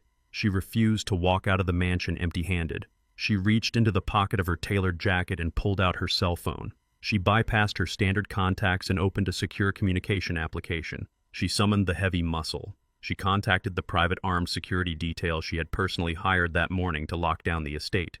She screamed into the phone. She ordered the armed guards to breach the living room immediately. She ordered them to physically grab me by the throat and throw me out of the mansion. 4 armed private security contractors stepped out of the shadows of the mansion's grand foyer. They wore black tactical gear. They moved toward me with their hands resting heavily on the grips of their holstered weapons. Valerie stood safely behind them. She shrieked at the guards to remove me from the property immediately. She demanded they drag me out into the street. I raised my hand to stop their advance. I did not give them a single reason to use force. Violence is a messy, unpredictable tool utilized strictly by desperate people. I was not desperate. I adjusted the collar of my heavy trench coat. I looked at the shredded pieces of the counterfeit contract resting on the Persian rug. I looked at my wife's red, furious face. I turned my back on her and walked out the front doors. Gallagher walked silently beside me. We descended the marble steps. We walked down the long gravel driveway. I left the mansion exactly as I had built my logistics empire. I left it quietly, methodically, and completely under my own absolute control. I slept for 3 hours in a modest corporate hotel suite in the financial district. I woke up long before dawn. My mind was incredibly sharp. The dull ache in my chest was gone entirely. It was replaced by the cold, calculating adrenaline of total war.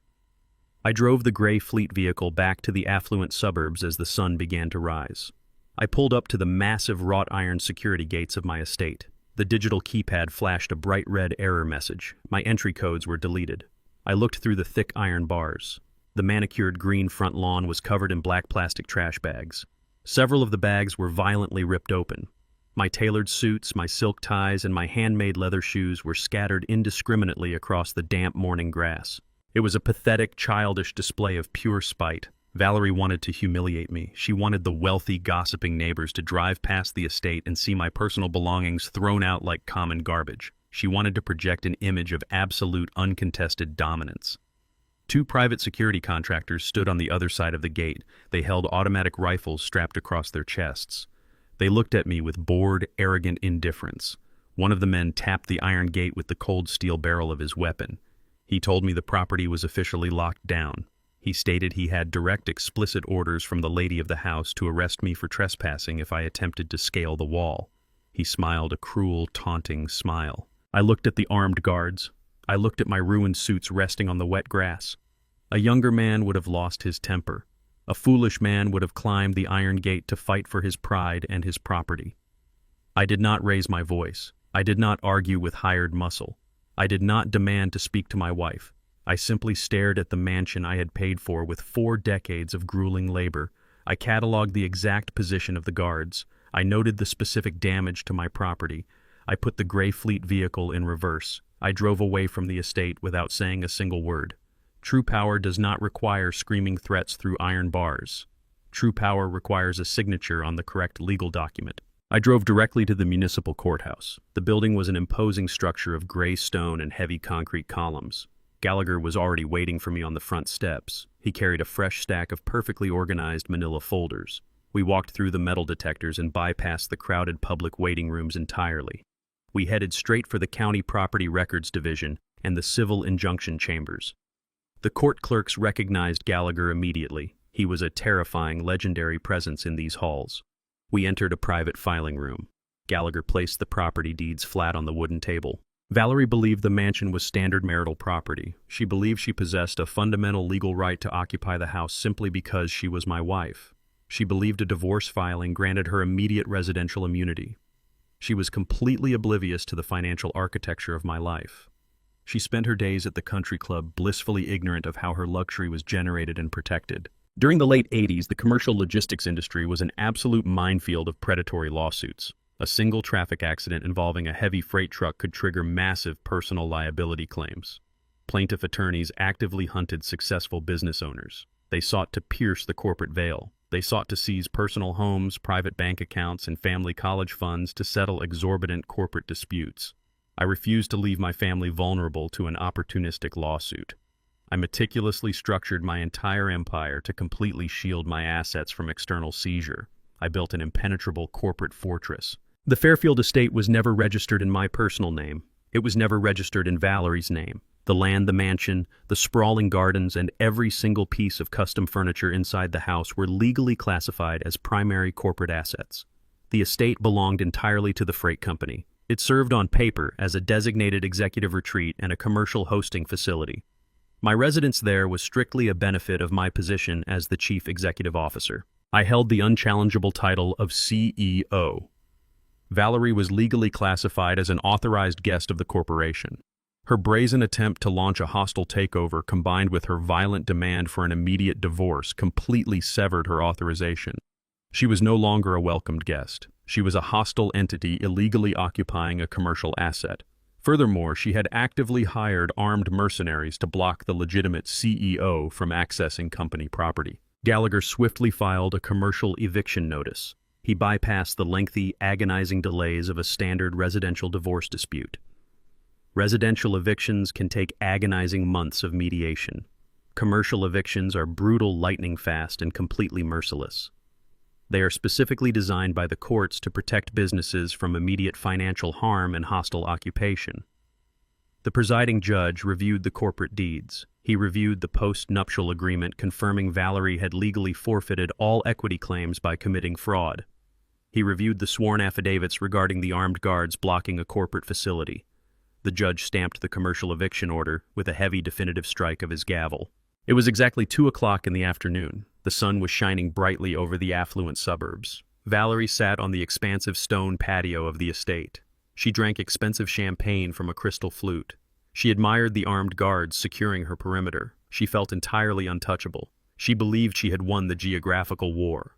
The sound of heavy tires crunching aggressively on the gravel driveway shattered her peace. 3 county sheriff cruisers pulled up directly to the wrought iron gates. The flashing red and blue lights reflected blindingly off the metal bars. The private security guards immediately lowered their weapons and stepped rapidly backward. Mercenaries do not fight sworn law enforcement officers over a paycheck. The county sheriff stepped out of his lead vehicle. He wore a crisp brown uniform and a wide-brimmed hat. He walked straight through the open gates. He completely ignored the scattered designer clothing rotting on the lawn. He marched directly up the stone steps to the patio. Valerie stood up. Her champagne flute trembled in her hand. She demanded to know why he was trespassing on her private property.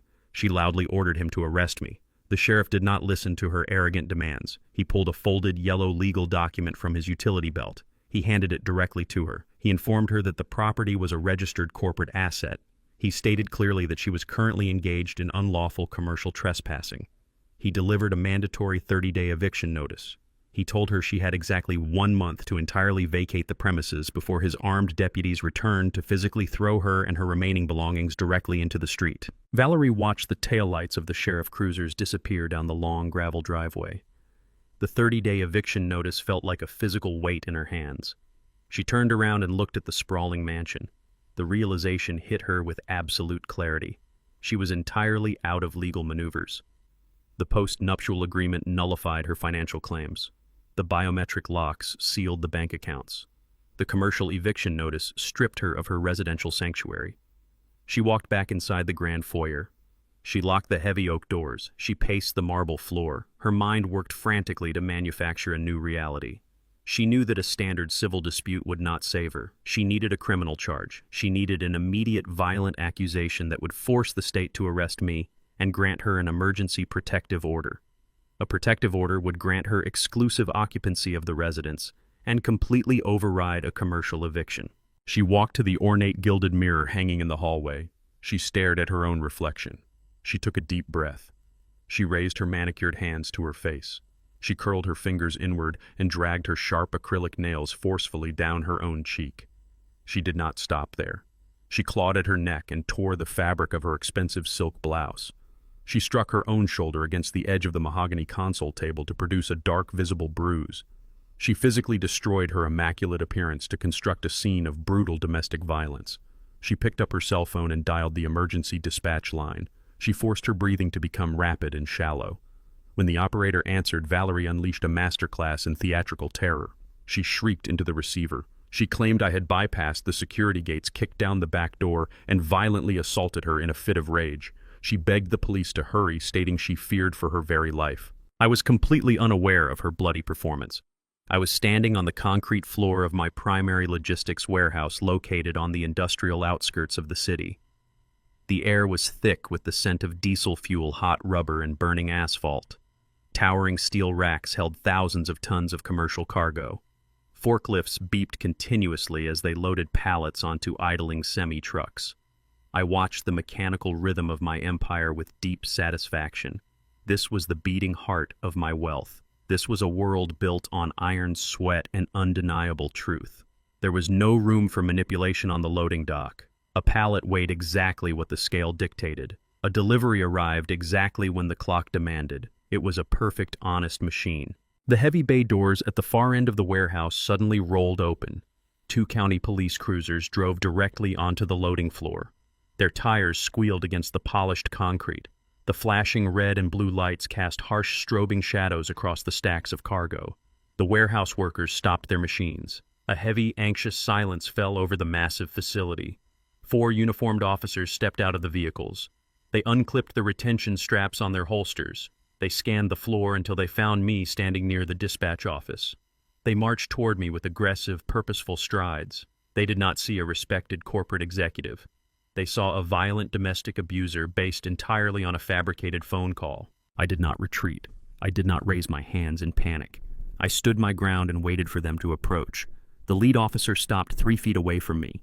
He placed his hand squarely on the grip of his firearm. He demanded my full name. He loudly informed me that I was being placed under immediate arrest for aggravated home invasion and felony domestic battery. He stated that my wife was currently receiving medical attention for severe lacerations and bruising.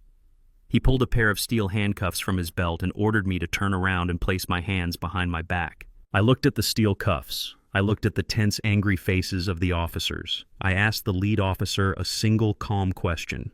I asked him to provide the exact specific time the alleged assault occurred. He glared at me. He barked that the emergency call was placed exactly 45 minutes ago, and the victim claimed the attack happened immediately prior to the call. I nodded slowly. I gestured toward the glass-enclosed dispatch office situated 10 yards away. I invited the officers to step inside the office before they made a permanent career-ending mistake. I told them I possessed absolute incontrovertible proof that their victim was a dangerous liar. The lead officer hesitated. He looked at his partner. He reluctantly agreed to view the evidence, warning me that any sudden movements would result in immediate force. We walked into the quiet dispatch office. I sat down behind the main security terminal. I booted up the central surveillance system. I pulled up the high-definition camera feeds covering the exterior and interior of the warehouse. I entered the exact time code the officer provided. The screen displayed crystal-clear footage. It showed me standing on the loading dock speaking with my shift managers, reviewing cargo manifests and physically inspecting freight. The footage covered the entire hour surrounding the alleged assault. I was never off camera for more than 30 seconds. I did not stop there. I opened a secondary application on the monitor. I accessed the GPS tracking log embedded inside the gray fleet vehicle parked outside. The digital map displayed the car's exact movement history for the past 24 hours. It proved the vehicle had arrived at the warehouse early in the morning and had not moved a single inch since. I had the technological equivalent of an airtight alibi. The officers stared at the screens. The aggression slowly drained from their postures. The lead officer crossed his arms. He admitted the footage was compelling, but he argued that digital systems could be manipulated or pre-recorded by a sophisticated tech team. He demanded a physical witness to corroborate my location during the time frame in question. I leaned back in my chair. I delivered the final devastating piece of reality. I told the officers that I did not spend my entire morning on the loading dock. I explained that exactly 45 minutes ago, during the precise window of the fabricated attack, I was sitting in the private dining room of a downtown steakhouse located 4 blocks away from the warehouse. I was eating an early lunch with a very specific, highly credible witness. I told the officers I was breaking bread with the chief of police. I let that information hang in the air. The officers froze. Decades ago, I recognized that law enforcement officers worked brutal hours for minimal compensation. When the city faced a severe budget crisis and threatened to slash the police department's pension fund, I stepped in silently. I became the primary anonymous benefactor of their retirement accounts. I poured millions of dollars into their union trust to guarantee that every officer who risked their life would retire with dignity. I never asked for favors. I never asked to be exempted from the law. I simply supported the men and women who held the line. The chief of police knew exactly who funded his department's future. We met once a month to review the trust. Today happened to be our scheduled meeting.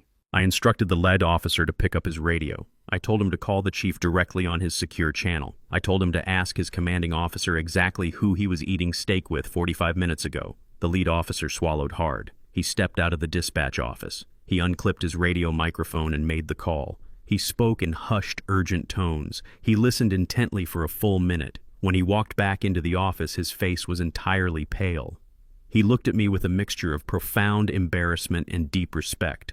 He apologized profusely. He confirmed the chief had personally verified my exact location and corroborated my alibi down to the minute. The entire domestic assault accusation was mathematically, physically, and logically impossible. Valerie had crafted a desperate lie that completely imploded upon impact with reality. The officers holstered their cuffs. They realized they had been manipulated by a vindictive spouse trying to weaponize the police force for a civil dispute. The lead officer keyed his radio again. He dispatched a separate unit directly back to the mansion. He did not send them to offer Valerie protection. He sent them to deliver a severe, unforgiving criminal warning. When the patrol car pulled up to the estate, the officers found Valerie sitting in the foyer with a bandaged arm, waiting to play the victim. They did not offer her sympathy. They stood in her doorway and informed her that her lie was completely exposed. They told her she was officially on notice for filing a false police report and wasting emergency municipal resources. They promised her that one more fabricated call would result in her immediate arrest and incarceration. They turned their backs and left her standing in the doorway, utterly humiliated and stripped of her last desperate weapon. Valerie realized the police would no longer respond to her cries. She realized the legal system was entirely closed to her manipulation. She had failed to steal the company, she had failed to block the eviction, and she had failed to frame me for a violent crime. The walls of her pristine, wealthy life were rapidly closing in. But she was not fighting this war alone. Alicia had been standing on the sweeping staircase, observing the entire interaction with the police. She watched her mother receive the criminal warning. She realized the traditional avenues of power were completely controlled by my foresight. She decided to bypass the law entirely and appeal directly to the court of public opinion. Alicia possessed a massive dedicated following on multiple social media platforms. She cultivated an image of a wealthy, empathetic influencer. She knew exactly how to manipulate an audience with perfectly timed tears and fabricated outrage. Alicia pulled her smartphone from her pocket. She marched down the stairs and stood next to her mother. She deliberately messed up her own hair to look frantic. She hit the live broadcast button on her primary social media account. She waited until the viewer count spiked into the tens of thousands. She stared directly into the camera lens and began to sob. She recorded Valerie's scratched face and torn clothing. She wailed into the microphone. She told her massive audience that they were currently trapped inside a nightmare. She completely inverted the narrative. She claimed that I was a corrupt, abusive tyrant who had violently assaulted her mother. She cried that I was using my vast corporate wealth to actively buy off the police department and silence their cries for help. She painted a picture of a desperate family held hostage by a powerful monster who controlled the entire city. She begged her followers to share the video and expose the systemic corruption protecting me. She weaponized her digital platform to launch a devastating global smear campaign designed to destroy my public reputation and bring the logistics empire to its knees. Alicia's tear-streaked face dominated every digital screen in the state within 2 hours. Her fabricated narrative spread with the speed of a wildfire fueled by an algorithmic thirst for scandal. She expertly manipulated the public's inherent distrust of corporate wealth. She framed my strategic foresight as systemic corruption. She accused the police department of operating as my personal security force. The comments section beneath her broadcast turned into a toxic avalanche of death threats, boycott demands, and calls for my immediate resignation. The digital mob did not care about the truth. They only cared about the spectacle. The fallout was instantaneous. The phones inside the central dispatch office began ringing in a chaotic, unending chorus. My regional managers stood by their terminals with pale faces. They fielded panicked calls from our shipping partners. 3 mid-level clients suspended their freight contracts before noon. They cited the morality clauses in our service agreements. They refused to associate their brands with an alleged domestic abuser who bought off municipal authorities. The public relations crisis threatened to paralyze the entire logistics network. The loading dock, usually a symphony of organized mechanical movement, ground to a tense, uncertain halt. Bradley watched the digital carnage unfold from the safety of his luxury downtown apartment. He did not care about his mother's scratched face or his sister's hysterical broadcast. He only saw a massive golden opportunity. He knew the company was bleeding consumer confidence. He moved with the predatory speed of a corporate scavenger. He had secretly established a shell logistics company 3 months prior, operating under a blind trust.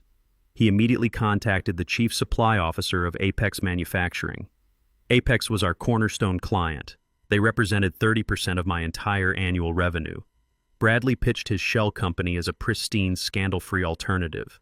He promised to honor my exact pricing structure while completely shielding Apex from the toxic media circus surrounding my name. He believed the timing was absolutely perfect.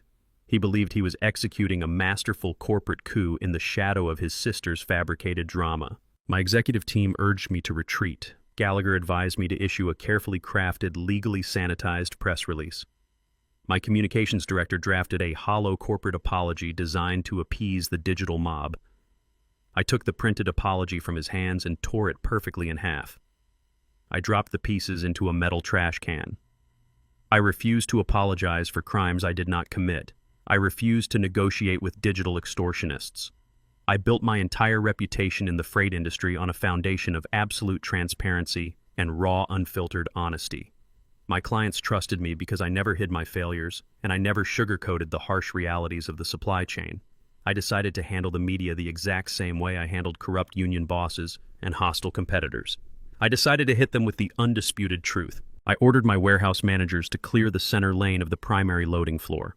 I instructed them to park two massive idling semi-trucks on either side of the floor to serve as a backdrop. I did not want a sterile corporate boardroom. I wanted the smell of diesel fuel and the grit of the concrete floor. I instructed my team to invite every major local news affiliate and every national correspondent currently parked outside the gates. The press eagerly swarmed into the warehouse. They expected a broken, defensive billionaire. They expected a man terrified by the allegations of a crying social media influencer. They set up their tripods and aimed dozens of heavy lenses directly at the simple wooden podium I had placed in the center of the floor. I stepped up to the microphone. The rapid flashing of camera shutters illuminated the dark warehouse. I did not wear a tailored suit. I wore my heavy work boots and my standard trench coat. I looked directly into the bank of television cameras. I did not offer a polite greeting. I stated clearly that my estranged wife and her daughter were currently engaged in a massive coordinated campaign of criminal defamation. I informed the press that Alicia's viral broadcast was a deliberate, calculated lie designed to extort me for corporate equity.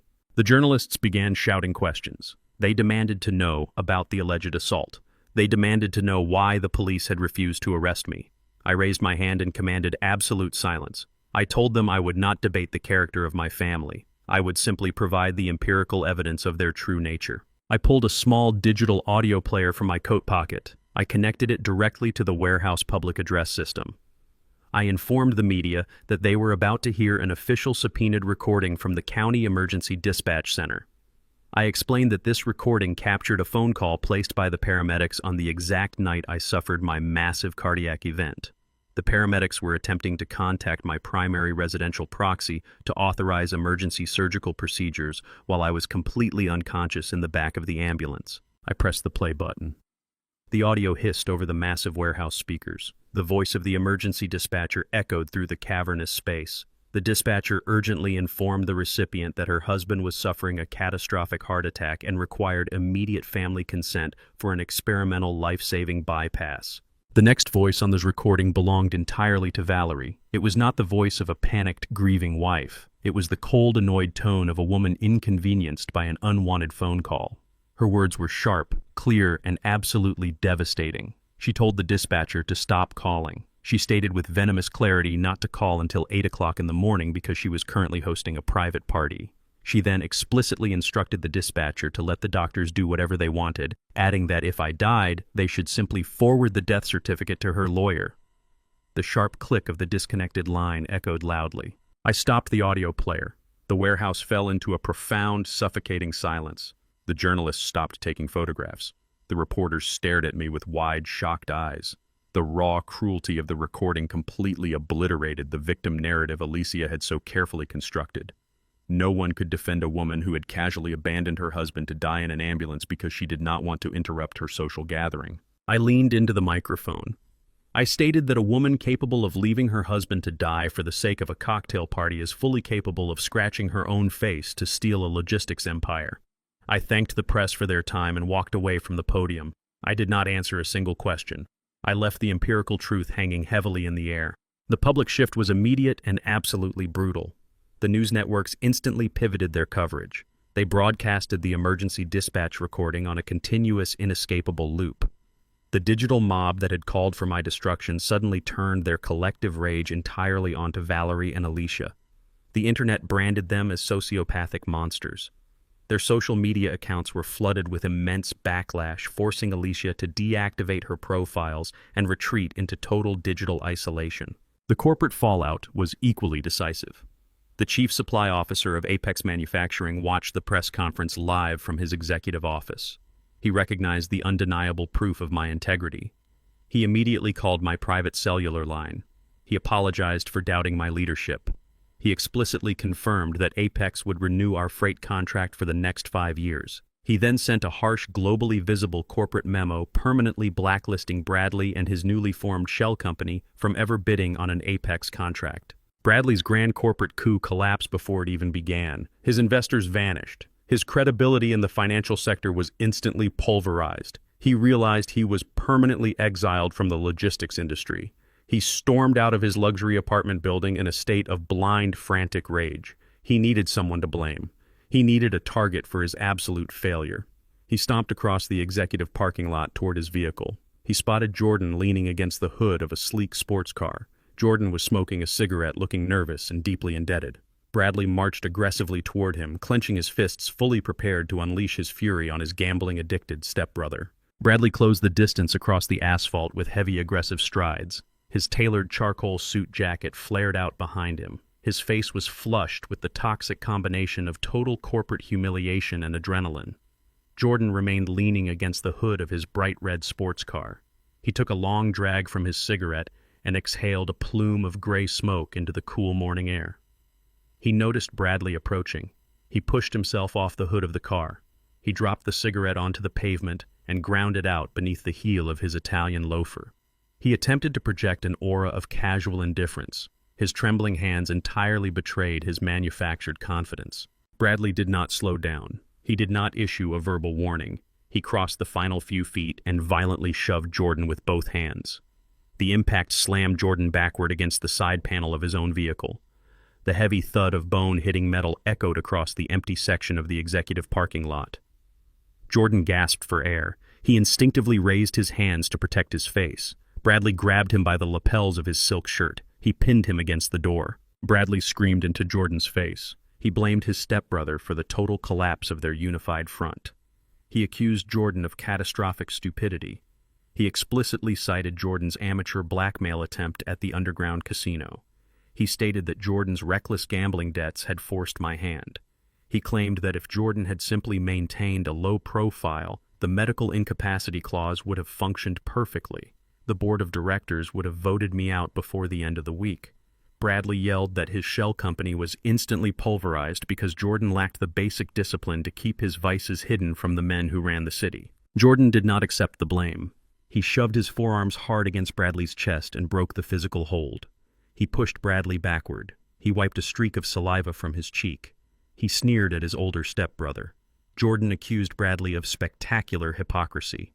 He stated that the grand corporate coup was always a secondary objective. He claimed he knew exactly what Bradley had done during the chaos of the mansion lockdown.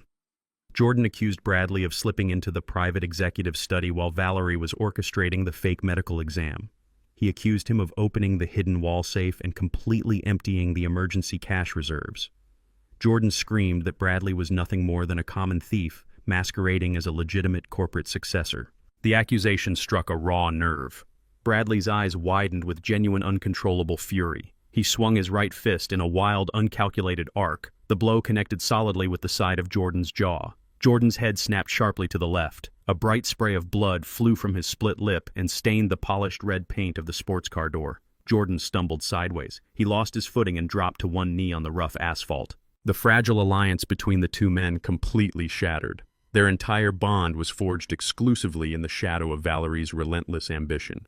They were united only by the promise of unearned wealth and the shared goal of plundering my logistics empire. The absolute moment the money disappeared, the familial ties evaporated.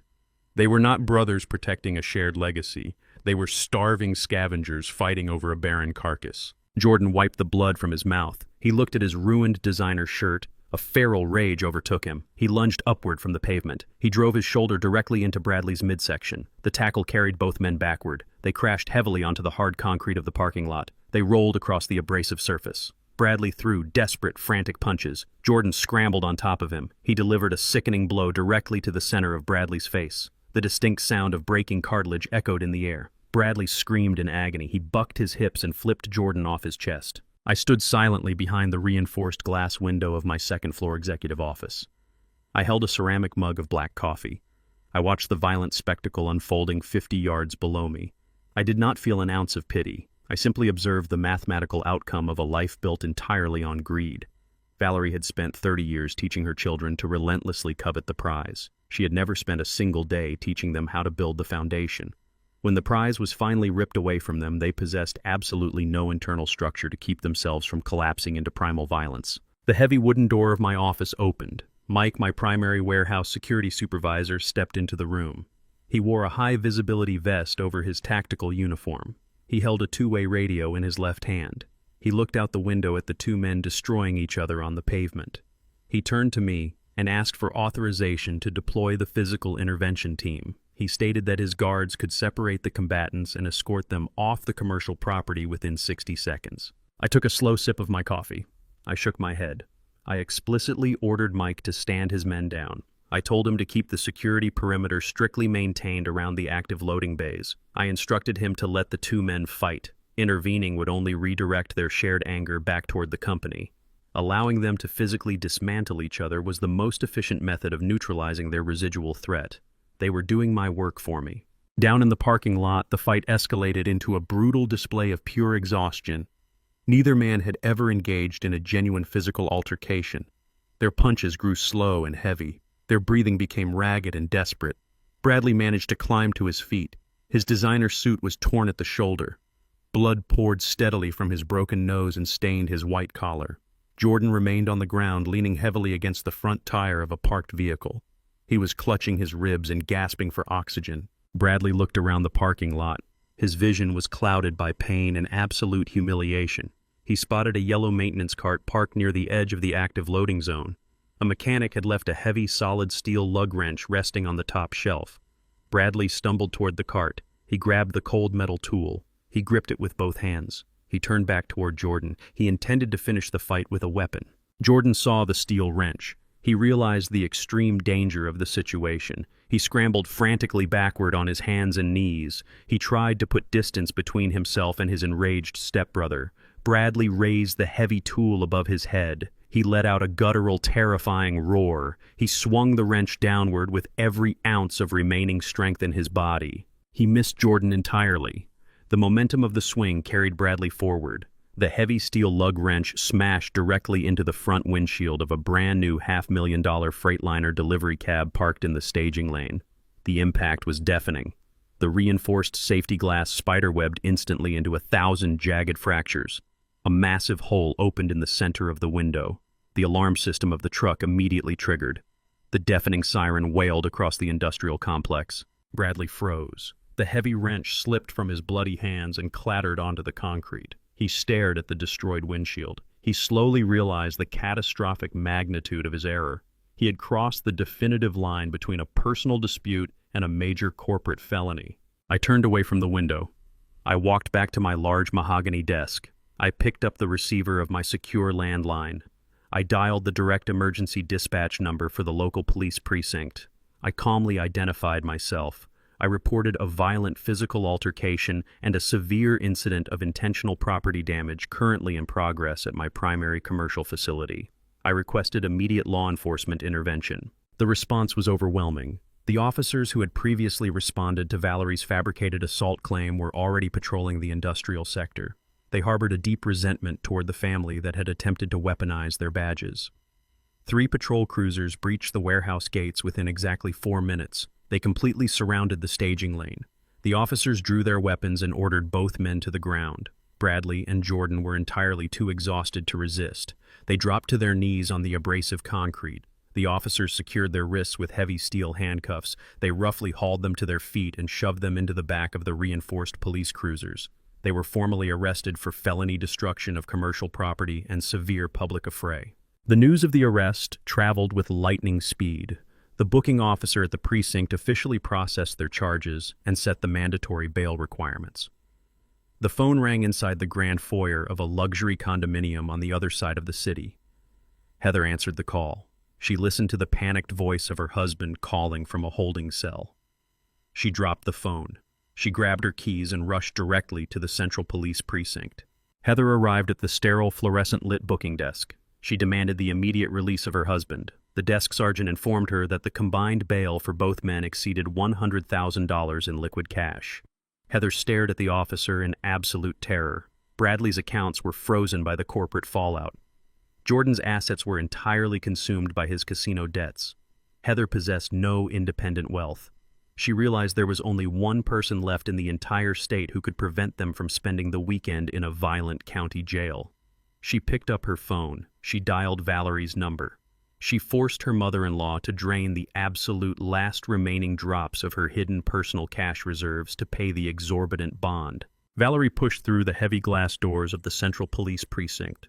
She wore a pristine white designer coat that stood in stark, glaring contrast to the grim reality of the building.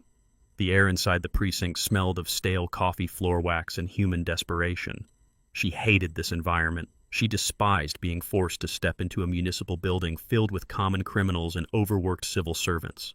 She viewed the entire situation as a deeply offensive inconvenience. Heather sat rigidly on a cracked wooden bench near the holding cells. She stood up immediately when Valerie entered the lobby. Heather's face was streaked with running makeup. She began to rapidly explain the catastrophic situation regarding Bradley and Jordan. She detailed the felony charges. She explained the massive property damage to the commercial delivery truck. She panicked over the possibility of her husband spending the entire weekend locked inside a violent county jail. Valerie held up a single manicured hand to silence her daughter-in-law. She did not want to hear the pathetic details of a parking lot fistfight. She only cared about optics and control. She believed that every single problem in the world possessed a specific price tag. She operated under the absolute conviction that her immense wealth granted her total immunity from the consequences of the law. She marched directly up to the high plexiglass counter of the booking desk. She did not wait in line. She bypassed two other families entirely. She tapped her heavy diamond ring aggressively against the glass to command the immediate attention of the desk sergeant. The desk sergeant was a heavily built man with tired eyes and a graying mustache. He slowly looked up from his computer terminal. He did not care about her designer coat or her expensive jewelry. He asked her for the names of the suspects. Valerie stated the names with sharp, clipped arrogance. She demanded the immediate release of Bradley and Jordan. She ordered the officer to produce the bail paperwork so she could finalize the transaction and leave the disgusting building. The sergeant typed the names into his keyboard. He read the screen with total bureaucratic indifference. He informed Valerie that the combined bail for the felony property destruction and public affray charges was set at exactly $100,000. He stated that the precinct required the full amount processed immediately to secure their release before the midnight transfer to the county penitentiary. Valerie did not flinch at the massive figure. She unclasped her luxury handbag. For 2 entire decades, Valerie had not touched a single paper bill. She viewed physical cash as a filthy, outdated relic utilized exclusively by the working class. Her entire existence was funded and maintained by premium corporate plastic. Her credit cards were the magic wands that constructed her reality. She pulled a heavy, solid metal black platinum card from her leather wallet. She slid it confidently under the plexiglass partition. She told the officer to run the card and process the release forms. The desk sergeant picked up the heavy metal card. He swiped it through the precinct's payment terminal. The machine processed the information for 3 seconds. The terminal emitted a sharp, loud electronic beep. The screen flashed a bright red error message. The officer slid the card back across the counter. He informed her the transaction was completely declined by the issuing institution. Valerie stared at the card resting on the scratched counter. A deep, unfamiliar knot of anxiety formed in her stomach. She immediately went on the offensive. She refused to accept a financial rejection. She loudly accused the officer of operating a broken, outdated municipal machine. She claimed her platinum account possessed an unlimited daily spending threshold. She demanded he wipe the magnetic strip and process the transaction a second time. The sergeant did not argue. He swiped the black card again. The machine emitted the exact same sharp denial tone. He shook his head. He told her the bank was explicitly blocking the transfer of funds. Valerie felt a cold sweat form on the back of her neck. Heather stood a few feet away watching the exchange with mounting horror. Valerie opened her wallet again. She pulled out a secondary private wealth management card. It was a card tied directly to her personal elite banking portfolio. She shoved it under the glass. She ordered the officer to run the secondary account. She insisted there was a massive surplus of liquid capital readily available. The officer swiped the second card. The machine processed the data. The red light flashed instantly. The transaction was denied. Valerie lost her composure. Her voice escalated into a shrill, demanding shriek. She yelled at the desk sergeant. She claimed the police department was deliberately holding her family hostage. She accused them of systemic incompetence. She dug frantically into her wallet. She bypassed her personal cards entirely. She pulled out her ultimate financial safety net. It was a diamond-tier corporate expense card tied directly to the primary operational accounts of the freight empire. It was a card designed to purchase commercial warehouses and fleet vehicles. She threw it at the officer. She ordered him to charge the corporate line. The desk sergeant picked up the corporate card. He inserted the chip directly into the terminal reader. The machine did not beep immediately. The screen locked onto a processing screen for 10 agonizing seconds. Finally, the terminal emitted a long, continuous, solid tone. The machine did not return the card. The automated locking mechanism clamped down on the plastic. Valerie reached under the glass to grab her card. The officer placed his hand over the terminal. He looked directly at the detailed alert flashing across his monitor. He looked back at Valerie. He informed her that the machine had officially swallowed the card. He stated he was legally obligated to retain the plastic. Valerie pounded her fists against the plexiglass. She demanded her property back. She threatened to call the mayor. The desk sergeant turned his monitor slightly so she could see the glowing text on the screen. He explained the situation with brutal, unforgiving clarity. He told her that a federal mandate had just triggered across the entire banking network. The federal authorities had initiated a comprehensive total freeze on every single joint account, personal line of credit, and corporate expense portfolio associated with her name and social security number. The officer continued reading the legal alert. He informed her that the freeze was the direct result of a massive active fraud investigation. The authorities were actively investigating the creation and utilization of forged medical documents to illegally access corporate emergency reserves. Furthermore, the banking system indicated that the primary account holder had legally and permanently severed her access to all financial lines exactly 5 days ago. The money she arrogantly believed she possessed was entirely an illusion. Her wealth was vaporized. She was standing inside a gritty municipal police station with zero liquid capital, zero credit, and zero leverage. Valerie stood frozen at the counter. The reality of her total destruction finally pierced her armor. She had no money to pay the bail. She had no money to hire a private defense attorney. She could not even afford a taxi ride back to the affluent suburbs. She snatched her purse from the counter. She turned and sprinted blindly toward the exit. She burst through the heavy glass doors and stumbled out into the cool night air. Heather chased desperately after her. Valerie stood on the concrete steps of the precinct. She pulled her cell phone from her pocket with shaking hands. She dialed my private direct line. She listened to the phone ring. When the line finally connected, she lost her mind entirely. She screamed into the receiver. She hurled every vicious insult she could formulate. She demanded that I immediately call the bank and lift the federal holds. She ordered me to transfer the bail money to the precinct. She threatened to ruin my life if I left her son in a jail cell. I stood by the window of my second-floor office. I listened to her hysterical, unhinged screaming echoing through the speaker of my phone. I did not interrupt her. I let her exhaust her lungs. When she finally paused to take a ragged breath, the line fell totally silent. I spoke with a voice completely devoid of emotion. I told her she had miscalculated the consequences of her betrayal. I reminded her of the exact moment my heart stopped beating inside the ambulance. I reminded her of the choice she made to prioritize a cocktail party over my survival. I said clearly and definitively that I died for 22 seconds, Valerie. Your money died with me. I pressed the button and terminated the call. Valerie stared at the dark screen of her phone. She let out a sound that was half sob and half scream. She looked at Heather. They were stranded in the city. They were completely cut off from their luxurious reality. The legal and financial walls had trapped them perfectly. They realized I was not hiding. I was orchestrating their downfall from a position of absolute power. Heather grabbed Valerie's arm. She knew they could not fight a digital war. They needed to confront me physically to force a concession. Heather knew my exact habits. She knew that after a long day of securing the commercial freight lines, I invariably retreated to a very specific, quiet location away from the corporate headquarters. They rushed toward Heather's parked car. They tracked my location directly to my favorite worn-down 24-hour diner on the edge of the industrial district. The diner smelled of stale grease and burnt coffee. It was a smell I had known for 40 years.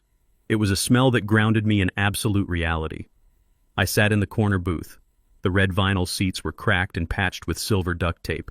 The flickering neon sign buzzed loudly against the wet window pane.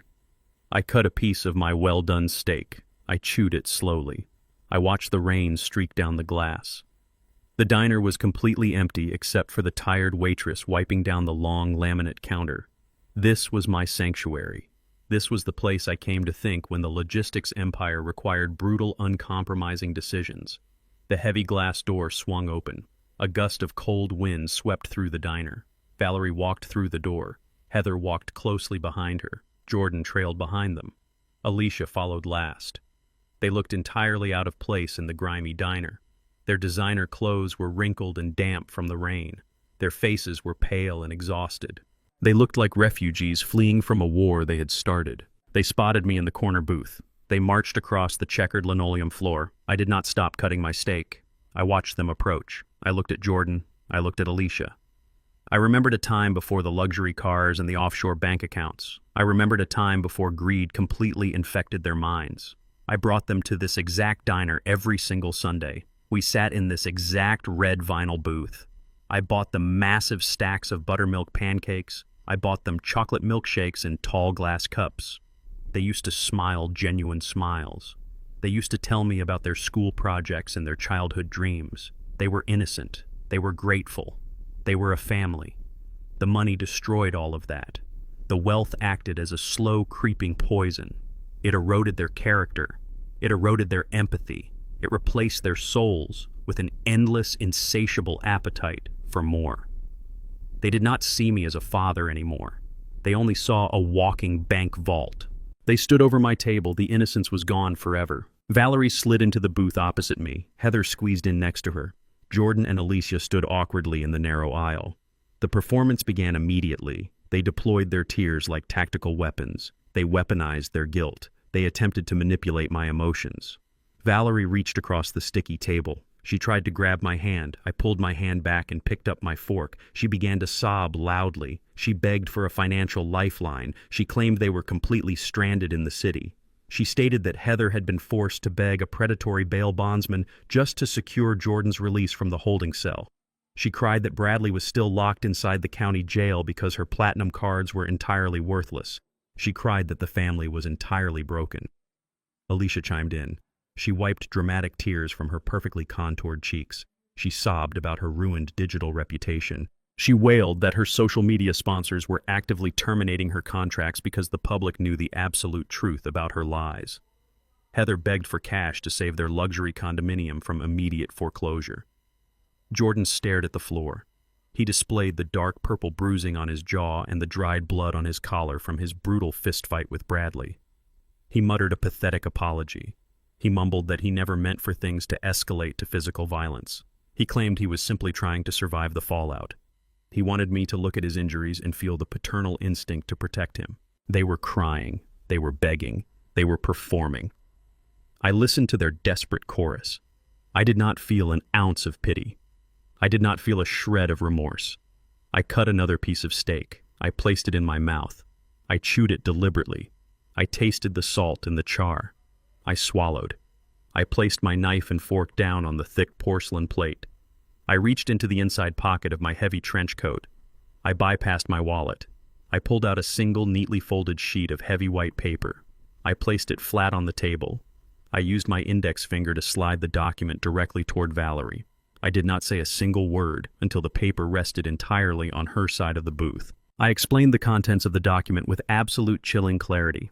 I told them the paper was a comprehensive, legally binding confession. It detailed the entire scope of their criminal conspiracy. It outlined the fabrication of the medical incapacity certificate. It outlined the illegal attempt to seize the corporate emergency reserves. It outlined the unauthorized credit card theft and the massive accumulation of hidden debt. I told them it was a full admission of medical fraud and financial theft. I made sure they understood the severe legal ramifications of every single paragraph. I offered them a single final ultimatum. I presented two distinct choices. Option 1 required every single person standing at the table to sign the document immediately. If they signed the confession, I promised to instruct Gallagher to drop all pending criminal charges. I promised to halt the police investigations. They would avoid federal prison. They would not face a judge. However, they would leave the diner with absolutely nothing. They would walk away from the logistics empire, the estate, and the bank accounts with zero financial backing. They would be forced to work for their survival exactly like the employees they had always despised. Option 2 was entirely unforgiving. If they refused to sign the confession, the negotiation was permanently terminated. I promised them that Gallagher was currently sitting in his office, holding the complete, unredacted dossier of their crimes. If they rejected my offer, Gallagher would hand the entire file directly to the regional director of the Federal Bureau of Investigation at exactly 8 o'clock in the morning. The federal authorities would pursue the medical fraud and the attempted corporate embezzlement with maximum prejudice. They would face decades of incarceration. Their names would be permanently synonymous with corporate crime. I looked directly at Valerie. I looked at Alicia, Heather, and Jordan. I told them the choice was entirely theirs.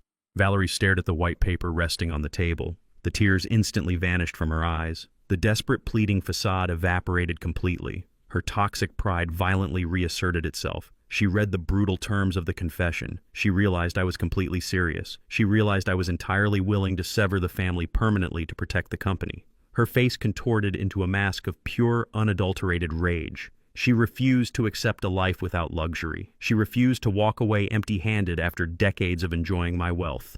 She snatched the paper from the table. She gripped it with both hands. She tore the document forcefully in half. She threw the torn pieces back across the table. The white scraps landed near my plate. Valerie slid out of the vinyl booth. She stood up tall. She pointed a manicured finger directly at my face. She screamed that I would never force her to live like a peasant. She declared she would never sign away her rights. She swore she would find a lawyer ruthless enough to bypass the post-nuptial agreement. She promised to hire the most vicious, aggressive shark attorney in the entire state. She claimed she would sue me for permanent, exorbitant alimony. She stated she would drag the divorce out until I died of old age. She promised a brutal, relentless civil war. She ordered her children to follow her. She turned and marched out of the diner into the cold, pouring rain. Alicia, Heather, and Jordan cast one final terrified glance at me before hurrying out the door after her. I watched the glass door swing shut. I picked up my coffee cup. I took a slow sip. The battle in the shadows was over. The public war was officially declared. Valerie made good on her threat before the rain from the diner parking lot had dried on her designer coat. She secured the services of Sterling Vance, the most notoriously aggressive divorce litigator in the state. Vance was a legal mercenary. He did not negotiate equitable settlements. He specialized in scorched earth litigation designed to psychologically and financially break the opposing party. 2 days after the diner confrontation, Vance dispatched a courier to my executive office. The courier delivered a massive leather-bound binder containing a preliminary declaration of war. Vance demanded an astronomical spousal support stipend. He demanded exclusive access to the corporate logistics accounts to fund his own exorbitant retainer. He attached a personalized letter promising to drag the civil proceedings out for a decade. He threatened to appeal every single ruling up to the state Supreme Court. He intended to bury my company in a blizzard of invasive discovery motions, forensic audits, and relentless depositions. He threatened to subpoena my regional managers, shipping partners, and warehouse supervisors to disrupt my operations. He planned to bleed my operational capital entirely dry until I capitulated to Valerie's demands simply to stop the catastrophic financial hemorrhage. Valerie desperately needed to project an aura of absolute invincibility. She knew the rumors of her catastrophic downfall were beginning to circulate through the elite country clubs and charity boards she frequented. She refused to allow high society to witness her bleed. To counteract the whispers, she orchestrated a spectacularly lavish gala. She rented the grand ballroom of the city's most exclusive hotel.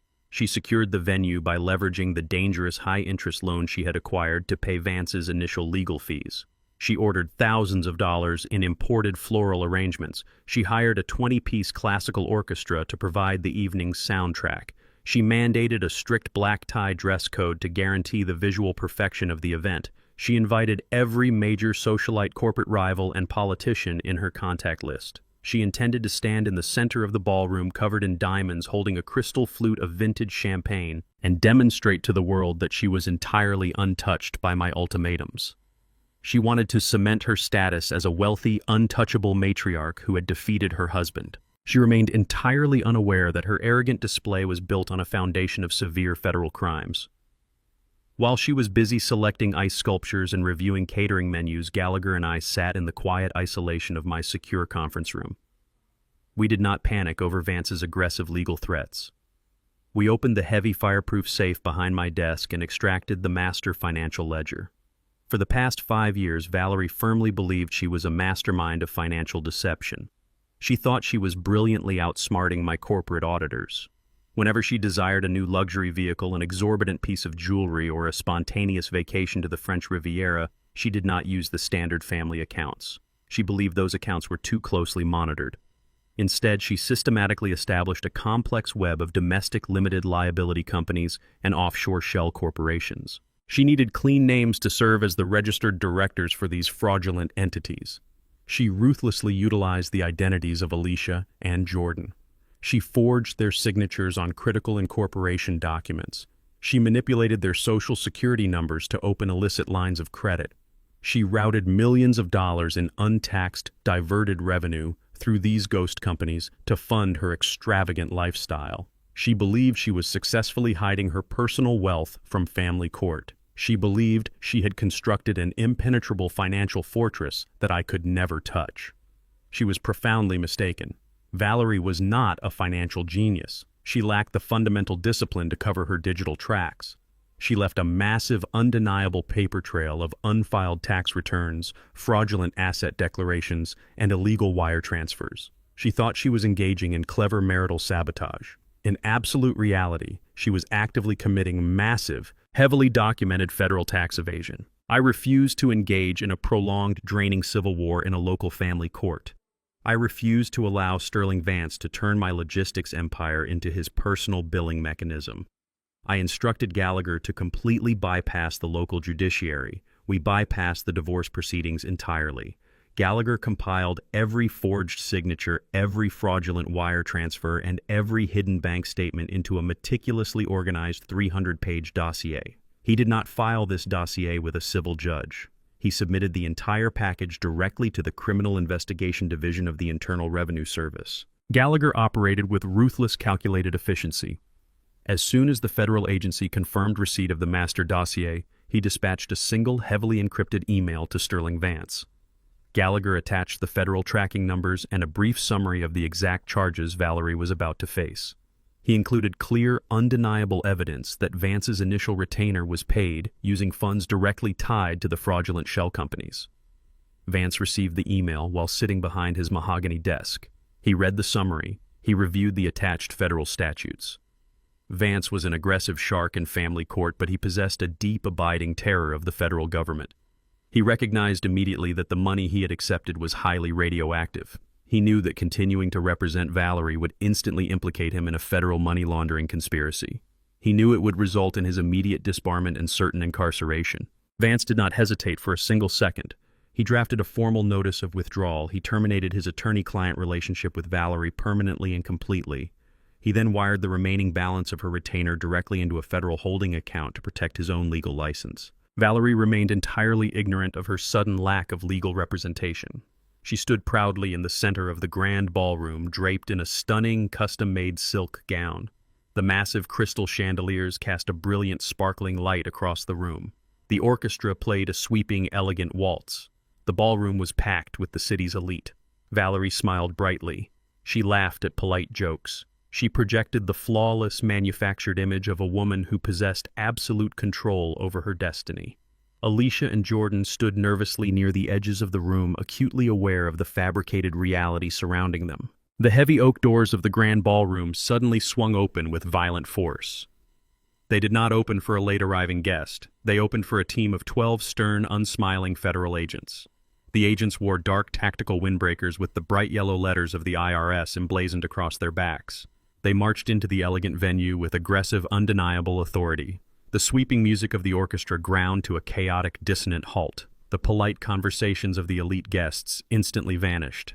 A suffocating, terrified silence fell over the massive room. The lead federal agent bypassed the catering tables and the shocked socialites. He walked directly toward the center of the ballroom. He stopped directly in front of Valerie. He did not lower his voice. He loudly informed her that all of her assets were officially seized by the federal government. He stated she was under immediate arrest for multiple counts of aggravated tax evasion and identity theft. The flawless facade shattered into a million irreparable pieces as the cold steel handcuffs locked securely around her wrists. The federal agents marched Valerie through the gilded lobby of the luxury hotel.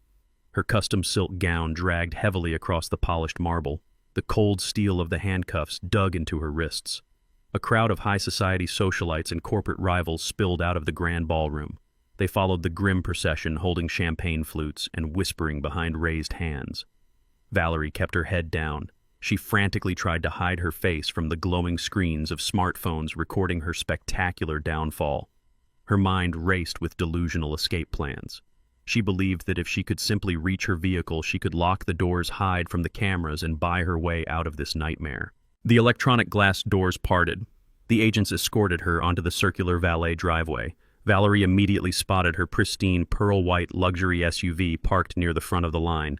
She dug her heels into the concrete. She violently twisted her shoulders and attempted to pull away from the federal agents. She shrieked at the terrified young valet attendant. She ordered him to open the heavy doors. She demanded he start the engine immediately. She wanted to dive into the leather interior and completely vanish from the humiliating gaze of the elite guests watching her public destruction. The valet attendant did not move. He backed away slowly. The grinding roar of an industrial diesel engine shattered the tense silence of the hotel driveway. A massive, heavy-duty commercial tow truck backed aggressively into the circular loading zone.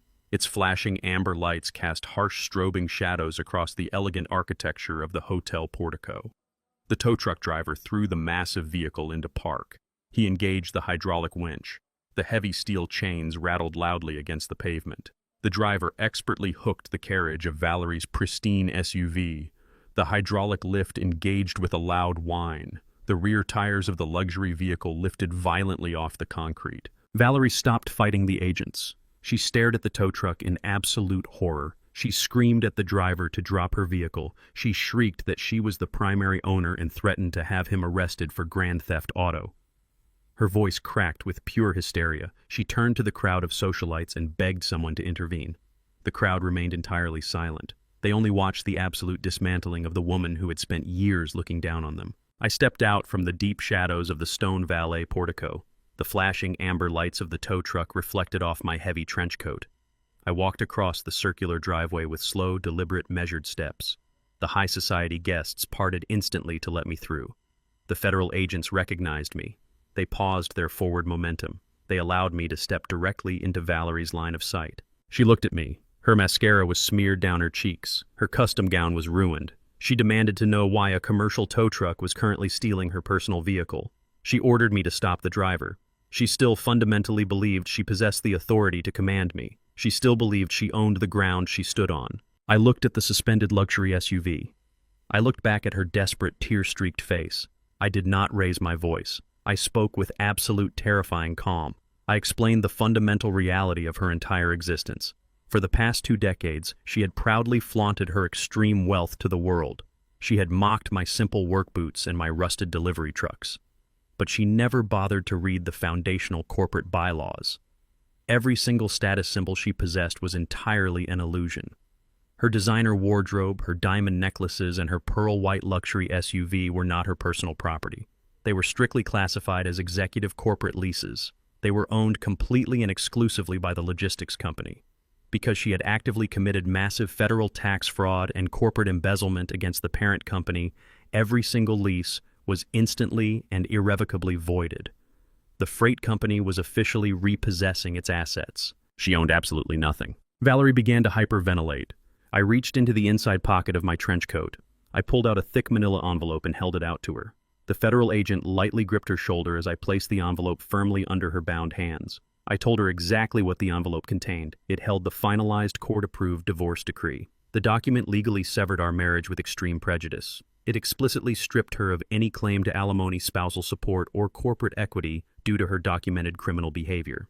I informed her that the second document inside the envelope was the formal Internal Revenue Service audit summons.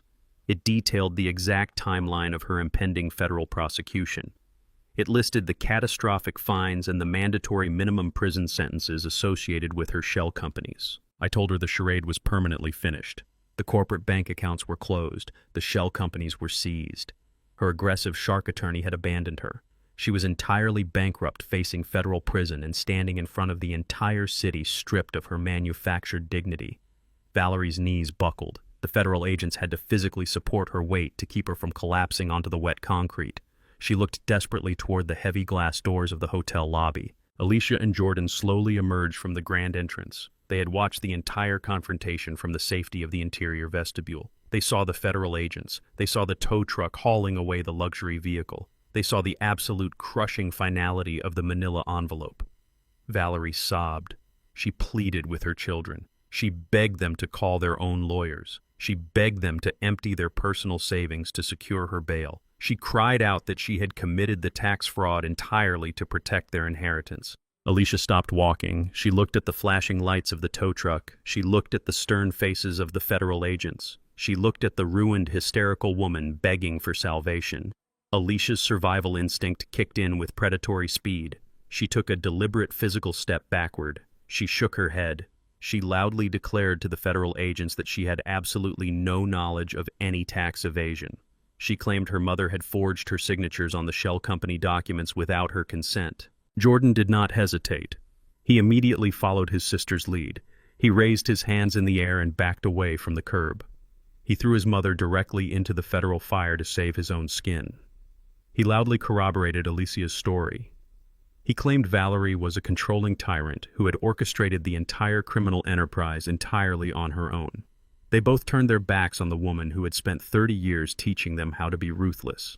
They walked rapidly back into the hotel lobby and disappeared into the crowd, leaving Valerie completely and utterly alone with her federal captors. I stood on the wet concrete and watched the ultimate betrayal. I watched the toxic alliance consume itself. I watched the children of greed sacrifice their own mother for a fleeting chance at self-preservation. They were cowards. They were scavengers. They would spend the rest of their miserable lives tearing each other apart for the remaining scraps of a ruined legacy. The federal agents firmly turned Valerie around. They guided her toward the back of the dark government vehicle. She did not scream anymore. She did not fight. She was entirely broken. The heavy door slammed shut, sealing her fate. I turned my back on the flashing lights and the whispering crowd. I walked across the massive parking lot toward the far unlit corner of the property. I did not walk toward a sleek corporate sedan. I walked toward a heavily weathered, rusted delivery truck. It was the very first vehicle I had ever purchased. It was the original foundation of my entire logistics empire. It represented honest labor, unfiltered truth, and the brutal reality of the supply chain. I climbed into the worn driver's seat. I closed the heavy metal door. I inserted the brass key into the ignition. The old diesel engine roared to life with a loud, comforting rumble. I gripped the cracked steering wheel. I shifted the heavy transmission into gear. I pressed my foot against the accelerator. I drove the truck forward, pulling away from the luxury hotel and the shattered remnants of a parasitic family. I drove into the dark, unending night. I smiled. The adjustment was complete. True wealth is never measured by the luxury vehicles in your driveway or the designer labels hanging in your closet.